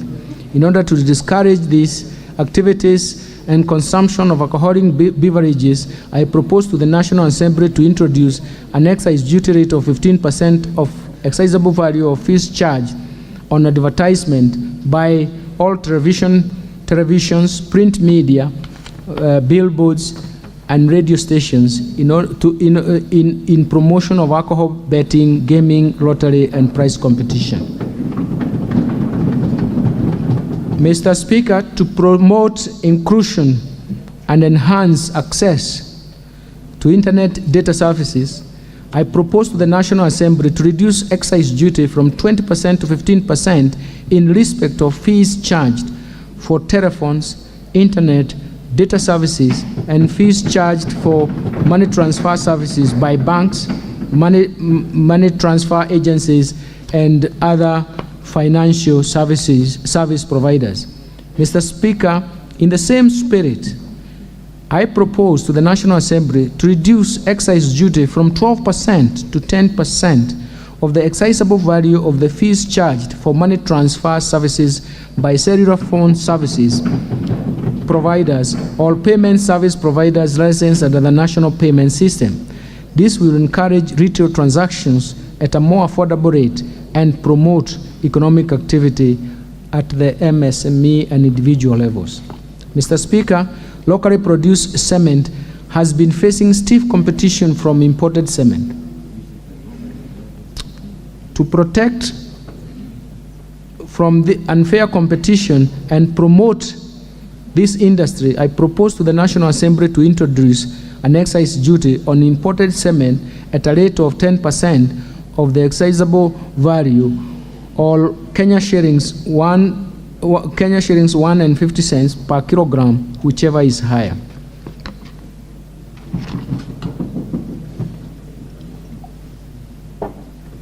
Mr. Speaker, there has been an increase in the importation of furniture, especially office furniture, which has negatively affected the local carpenters and artisans, considering that there is enough local capacity to make furniture. In order to protect local carpenters and artisans, I propose to the National Assembly to impose an excise duty on imported furniture at a rate of 30% of the customs value, excluding furniture originating from East African community countries. Mr. Speaker, Kenya has sufficient local capacity to produce paint, varnishes, and lacquers. However, proliferation of cheap imports has reduced competitiveness of locally produced paints, varnishes, and even all the other products associated. To protect the local paint manufacturers, I propose to the National Assembly to introduce excise duty at the rate of 15% of the excisable value of imported paints, varnishes, and similar products. I now turn to amendments to the Income Tax Act. Mr. Speaker, let me highlight the proposed changes under the Income Tax Act. The current interest deduction restriction based on earnings before interest, taxes, depreciation, and amortization was introduced in 2021 to discourage tax planning. This restriction currently applies to both local and foreign financial institutions. Mr. Speaker, I have received proposals from taxpayers who borrow loans from local financial institutions indicating that the restrictions discourages their access to credit. To address this concern, I propose to the National Assembly to exclude interest on loans borrowed from local financial institutions from interest deduction restriction. In addition, Mr. Speaker, where interest on loans borrowed from non-resident is disallowed, I propose to the National Assembly to allow businesses to carry forward that interest for deduction in the next 5 years, subsequent years. This will align to the international best practice. Mr. Speaker, in 2016, the government introduced simplified tax regimes, the tax regime that requires landlord to pay tax on residential rental income at the rate of 10% per month. In order to enlarge compliance and encourage more landlords to pay tax under this regime, I propose to the National Assembly to reduce the tax rate for this regime from 10% to 7.5% per month. Mr. Speaker, in order to support startup companies, I propose to the National Assembly to amend the Income Tax Act to defer the taxation of gains on shares offered to employees in lieu of their salaries in a startup company for 5 years, all till the date employment ceases, or till the date of sale of the shares, whichever comes earlier. Mr. Speaker, upon retirement, most senior citizens have no access to medical cover and spend their literal savings on healthcare services. In order to encourage employees save for their post-retirement needs, I propose to the National Assembly to provide tax relief of 15% of the contributions to a post-retirement medical fund or Kenya shillings 5,000 per month, whichever is lower.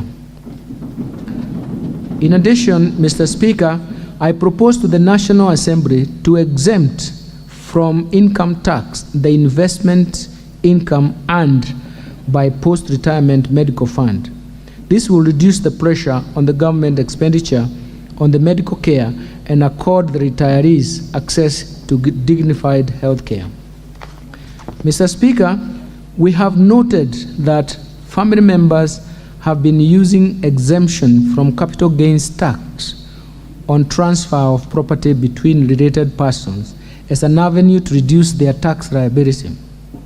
In order to remedy the situation, I propose to the National Assembly to change the base of capital gains tax from the sale of property to be the original cost before the transfer to the family member in instances where a property is transferred to a third party within a period of less than 5 years. Mr. Speaker, despite the advantages brought about by the digital platform, the transactions usually conducted under the platforms are not in the tax net. I propose to the National Assembly to introduce a digital asset tax at a rate of 3% on the value of the digital asset transferred or exchanged. Mr. Speaker, to further create equity and fairness, I propose to the National Assembly to introduce withholding tax at the rate of 5% of the gross payment in respect of digital content monetization. This will apply to incomes generated through media and digital platforms. Mr. Chairman, currently, non-residents pay withholding tax on payments in respect to sales, promotion, marketing, and advertising services.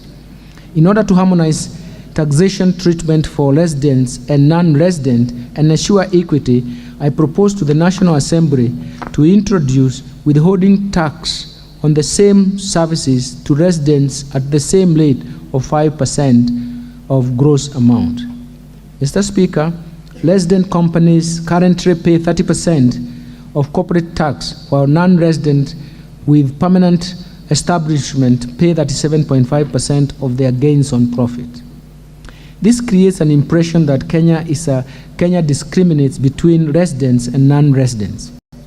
In order to harmonize taxation treatment for residents and non-residents companies, I propose to the National Assembly to reduce the corporate tax rate for non-residents from 37.5% to 30%. Further, in order to ensure that there is level playing field, I propose to the National Assembly to introduce tax on repatriated profits at a rate of 15%, which is equal to the rate charged on dividends paid to non-residents. Mr. Speaker, businesses deduct diminution value of implements, utensils, or even similar articles used in the production process over a period of 3 years in determination of the taxable profits. But in order to increase working capital for the businesses, I propose to the National Assembly to amend the Income Tax Act to provide 100% investment deduction of the value of these items in the first year of use. Mr. Speaker, in 2020, the government implemented various measures to cushion businesses from adverse effects of the COVID-19 pandemic. This included providing tax incentives during the period. With easing of the COVID-19 pandemic and recovery of businesses, I propose to the National Assembly to lower the upper thresholds for turnover tax from 50 million to 25 million and retain the lower threshold of Kenya shillings 1 million. In addition, I propose to the National Assembly that the turnover tax rate for this sector to be at 3%.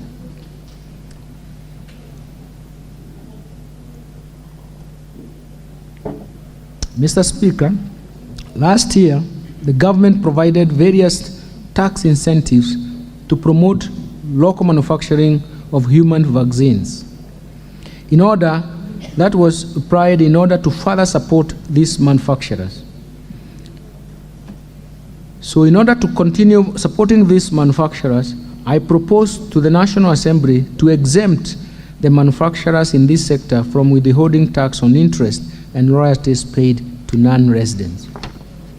Mr. Speaker, the current payee tax structure has 3 rates and bands applicable to 3.3 million employees. The bands are as follows. 10% is applied to income tax, to income up to 24,000 per month.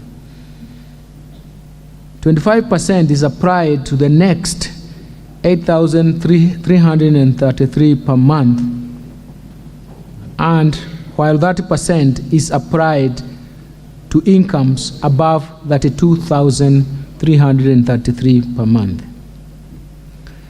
Mr. Speaker, employees who fall under the first category, who constitute about 42.5% of the total employed workforce and who earn a maximum of 24,000 per month, don't pay any tax to government, as the tax computed from this income is equal to the relief of 2,400 per month under the Act. The second category of employees, who constitute about 37.2% of the total working population and earn incomes between 24,000 per month to 32,333 per month, pay a tax rate of 25%. The third category of employees, that form 20.4% of the total employees, earn incomes above 32,333 per month and pay a tax at the highest rate of 30%. The tax structure for the payee, Mr. Speaker, means that the tax burden falls on 57% of the total employed workforce. The tax structure is therefore regressive, and as an individual employee earning income above 32,333 per month falls within the upper band at the rate of 30%, leaving no significant gap between employees who do not pay tax as a result of tax relief and those earning higher incomes. In this respect, we have to embark on the review of this taxation structure to make the tax bands more progressive, sharing the tax burden more uniformly across income groups. Mr. Speaker, at the start of this journey, I propose to the National Assembly to introduce 2 additional tax bands. A 4th band will be applicable to employees earning incomes between 500,000 per month to Kenya shillings 800,000 per month at the rate of 32.5%. And a 5th band that will be applicable to employees earning incomes above 800,000 per month at the rate of 35%. As a result of this change, the employees who will pay tax at 30% will be 19.5%, while those 2 new tax bands will affect 26.67% of employees. And the last band will constitute, let me repeat that. As a result of this change, the employees who will pay 30% tax will be 19% of the total, while the 2 tax bands will affect 26,676 employees, who constitute about 0.8% of total employed workers in the country. Mr. Speaker, we shall continue to review the pay structure to make it as progressive as possible and redistribute the burden of tax incidents. Measures to enhance tax administration. Amendments to the Tax Procedure Act 2015. Mr. Speaker, currently, Kenya Revenue Authority has no visibility on the transactions of trusts, largely due to lack of requirement to report to KRA by trustees. This makes it difficult to ascertain the tax payable on the incomes paid to the beneficiaries of trusts. In this regard, I propose to the National Assembly to amend the Tax Procedures Act to require all trustees administering trusts in Kenya to maintain and avail records required by the Kenya Revenue Authority. Mr. Speaker, in order to enhance the tax compliance by use of technology, I propose to the National Assembly to amend the Tax Procedures Act to require taxpayers to issue electronically generated tax invoices which can be tracked and traced through an electronic tax invoice management system, the e-TIMS.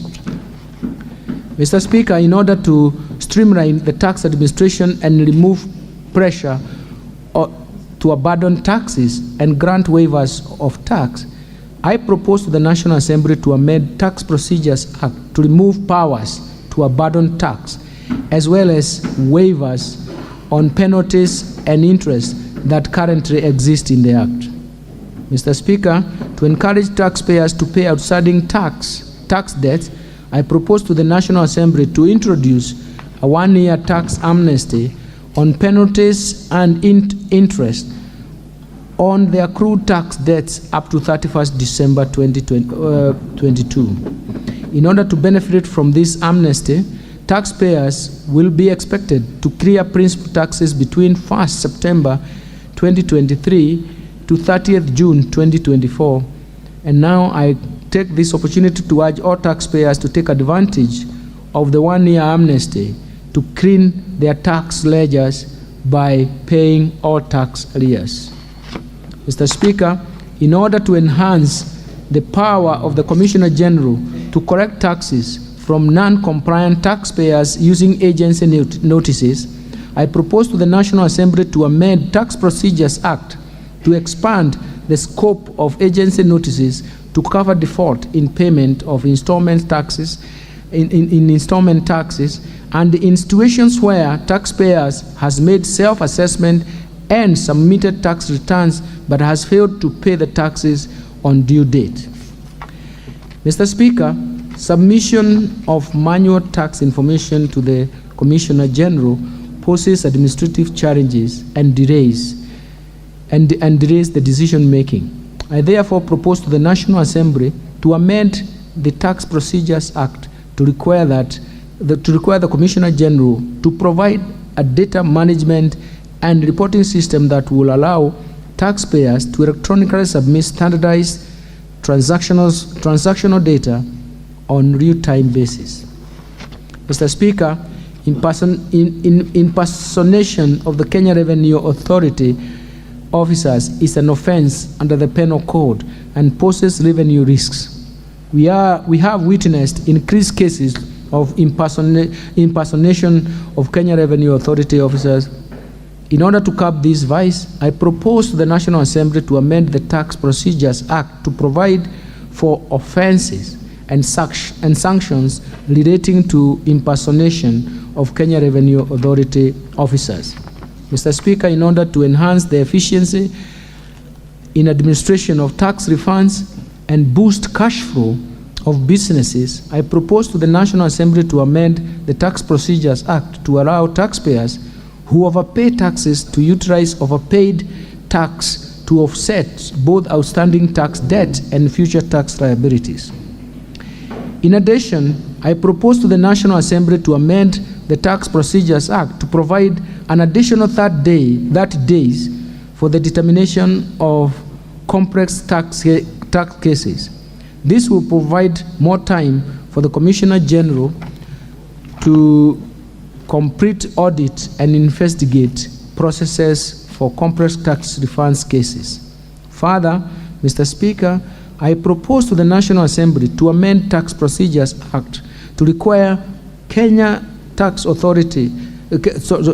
Revenue Authority to pay approved refunds within 6 months. In instances where approved refunds are not paid within this period, I propose to the National Assembly to further amend the Tax Procedures Act to provide for automatic offset of the approved refunds against outstanding tax liabilities in other tax heads or even future tax liabilities. Let me turn to amendments to the miscellaneous fees and levies 2016. Mr. Speaker, let me turn to the proposed amendments to miscellaneous fees and levies. I had earlier stated that the government is committed to lower cost of liquefied petroleum gas, LPG. In addition to removal of VAT on LPG, I propose to the National Assembly to remove import declaration fees, IDF, and railway development levy on LPG. Mr. Speaker, the Kenya Defence Forces and the National Police Service are exempted from import declaration fees and railway development levy in respect to equipment, machinery, motor vehicles for their official use. However, this does not extend to other goods for official use, such as material supplies. In this regard, I propose to the National Assembly to extend the exemption to all goods purchased or imported for official use by the Kenya Defence Forces and the National Police Service. Mr. Speaker, the aviation sector is critical in supporting tourism and transportation of passengers and cargo. Currently, some aircrafts and parts of the aircraft are exempt from import declaration fees, IDF, and railway development levy, RDL. To further support this industry, I propose to the National Assembly to extend the exemption to cover all aircraft, helicopters, aircraft engines, and aircraft spare parts. Mr. Speaker, currently the imported goods are subject to import declaration fee at the rate of 3.5% and railway development levy at the rate of 2%. On the other hand, raw materials and inputs imported by registered manufacturers are subject to a lower rate of 1.5% for both import declaration fee and railway development levy. These differentiated rates pose administrative challenges and are avenues for revenue loss. In order to address these challenges, I propose to the National Assembly to harmonize these rates at 2.5% for import declaration fee and 1.5% for railway development levy applicable to all goods imported into the country. I now turn to amendments on Betting, Gaming and Lotteries Act Cap 131. Mr. Speaker, currently the Kenya Revenue Authority has not been able to enforce tax correction from betting, gaming, prize competition and lotteries activities due to lack of an enforcement provision in the Betting, Gaming and Lotteries Act.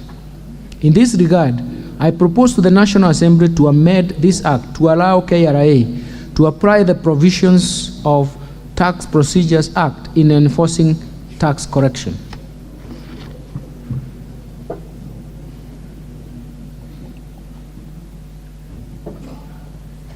Let me now turn to amendments to the Employment Act. Mr. Speaker, in order to provide funds for the development of affordable housing and associated social and physical infrastructure, as well as the provision of affordable home financing strategy, I propose to the National Assembly to introduce an affordable housing levy through an amendment of the Employment Act 2007 to provide a monthly levy payable by the employer and the employee at 1.5% per month for an employee's gross monthly salary. Mr. Speaker, given that the construction industry is labor intensive, we expect every housing unit constructed will create new jobs, both direct and indirect, among the professionals, youth, MSMEs in general, along the production value chain of affordable housing.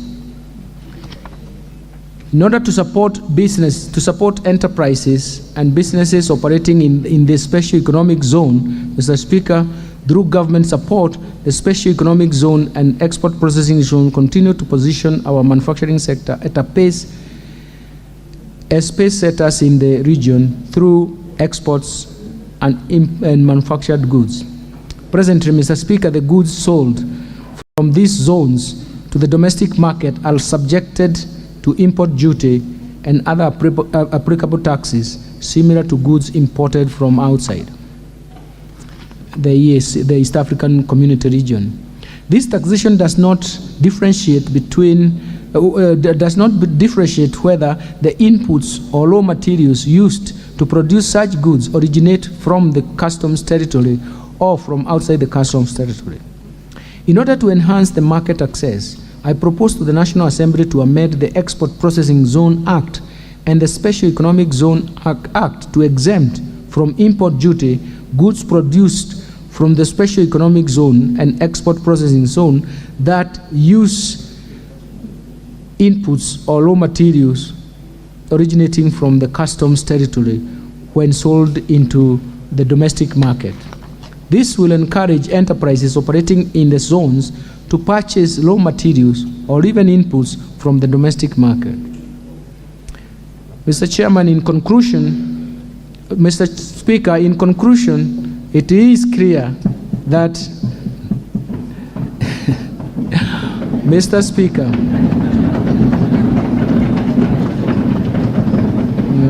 Mr. Speaker, in conclusion, it is clear that we face many socio-economic challenges. The global economy may take a long time before output gap is crossed, and the cost of living may take a long time to be felt.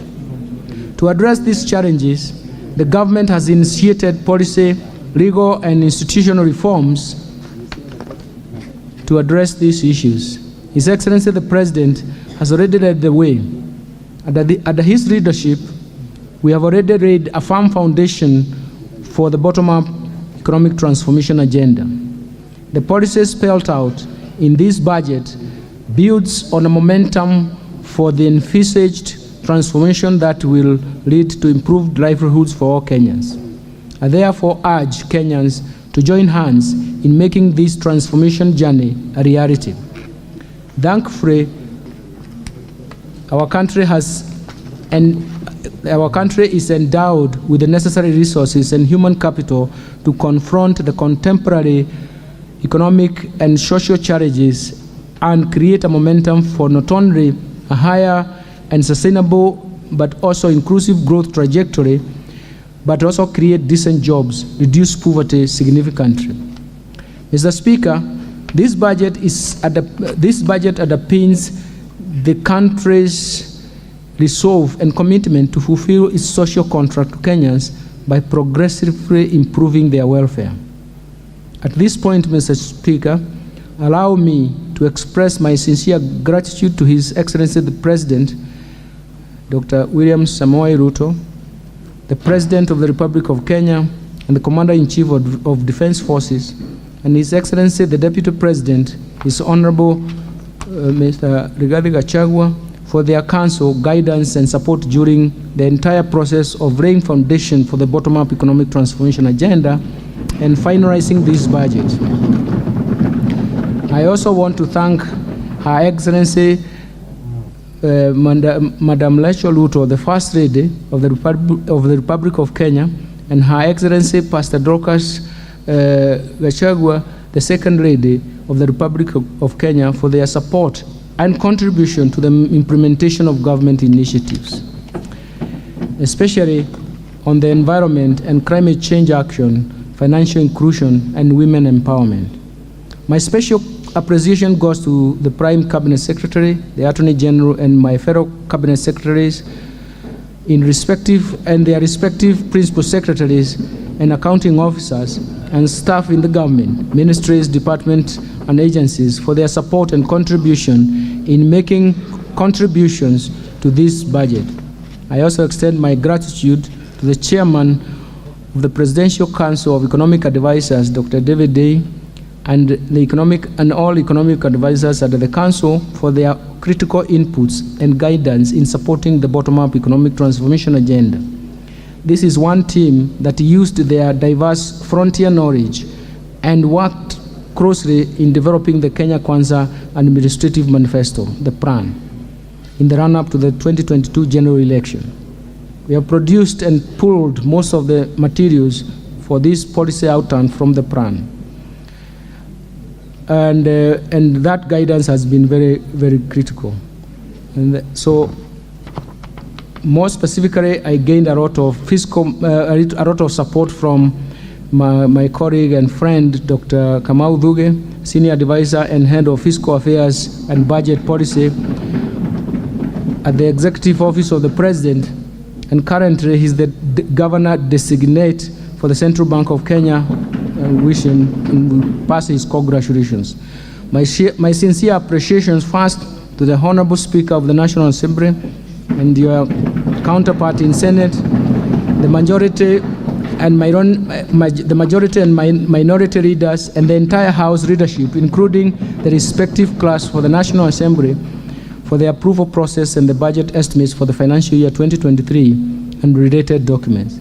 Second, to honorable chairs and members of both the Budget and Appropriation Committee, Finance and National Planning Committee, and all departmental committees in this House that help me in terms of, and help us and my team to finalize the budget propositions.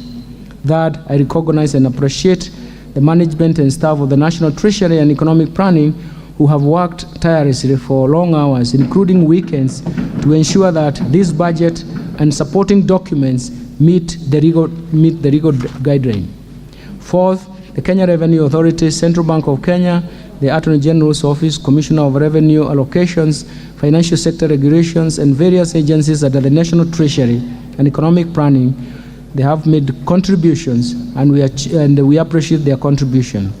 Fifth, my gratitude goes to the multilateral and bilateral development partners for their continued technical and financial support. Further, I thank the private sector for the sustained contribution to the growth of our economy and even contributions to the debate in terms of the tax measures and policies. Sixth, I wish to appreciate the media and the non-state actors for their active engagement and participation in this financial year and even in the process of budget process making. Mr. Speaker, I remain immensely grateful to my family for their support and inspiration as I execute my duties as the Cabinet Secretary for the National Treasury and Economic Planning since the appointment. And finally, Mr. Speaker, my utmost gratitude goes to all Kenyans for their contributions, proposals, and suggestions we received during the finalization of the budget. We have covered acres and acres of materials that provided propositions coming from Kenyans, and we are happy that what we have provided is a synthesis and balance of what they presented. Mr. Speaker, before I resume my seat, you will recall that I have already submitted to this House the budget estimates and the Finance Bill 2023, together with accompanying documents as required by the Public Finance Management. Today, I further submit the following documents to the August House and request that you graciously receive them. First, the budget policy statement for financial year 2023-24 was presented.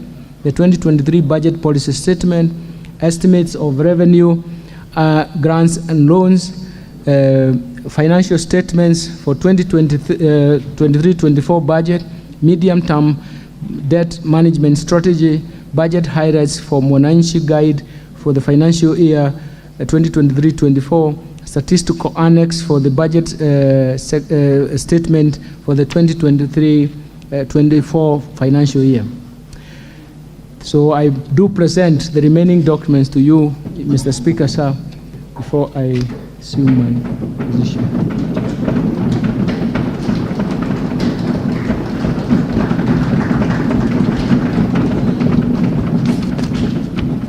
Thank you, Your Honorable Speaker.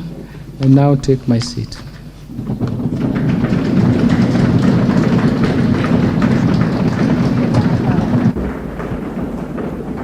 Order, honorable members. Honorable members, I wish to thank the Cabinet Secretary for the National Treasury for ably making a public pronouncement of the budget policy highlights for the national government for the financial year 2023-24 and the medium term and the revenue raising measures. It took 3 hours and 20 minutes to be exact. In this regard, honorable members, I confirm that in conformity with the provisions of sections 39 and 39A of the Public Finance Management Act 2012 and Standing Order 244C, the Cabinet Secretary has already submitted to the National Assembly the relevant legislative proposals necessary to actualize the revenue-raising measures to finance the 2023-2024 budget. This has since culminated in the Finance Bill 2023, which is under consideration by this House. Honorable members, it's now my pleasure to invite all honorable members, the Cabinet Secretary for the National Treasury, the Prime Cabinet Secretary, other Cabinet Secretaries, and all invited guests to a reception at the Parliament courtyard hereinafter. Honorable members, now you may be upstanding. The House now stands adjourned until Tuesday, 20th June 2023 at 2:30 p.m.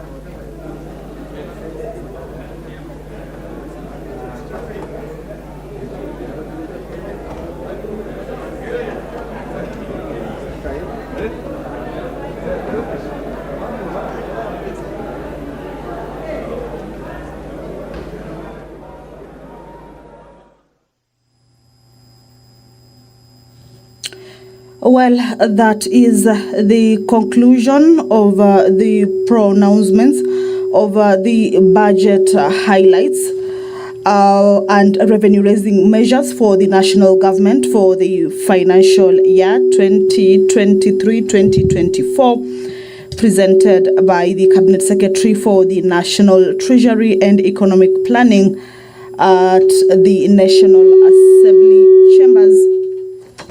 Right now, members are walking out of the chambers after the Speaker directed that the House stands adjourned until next week, Tuesday, in the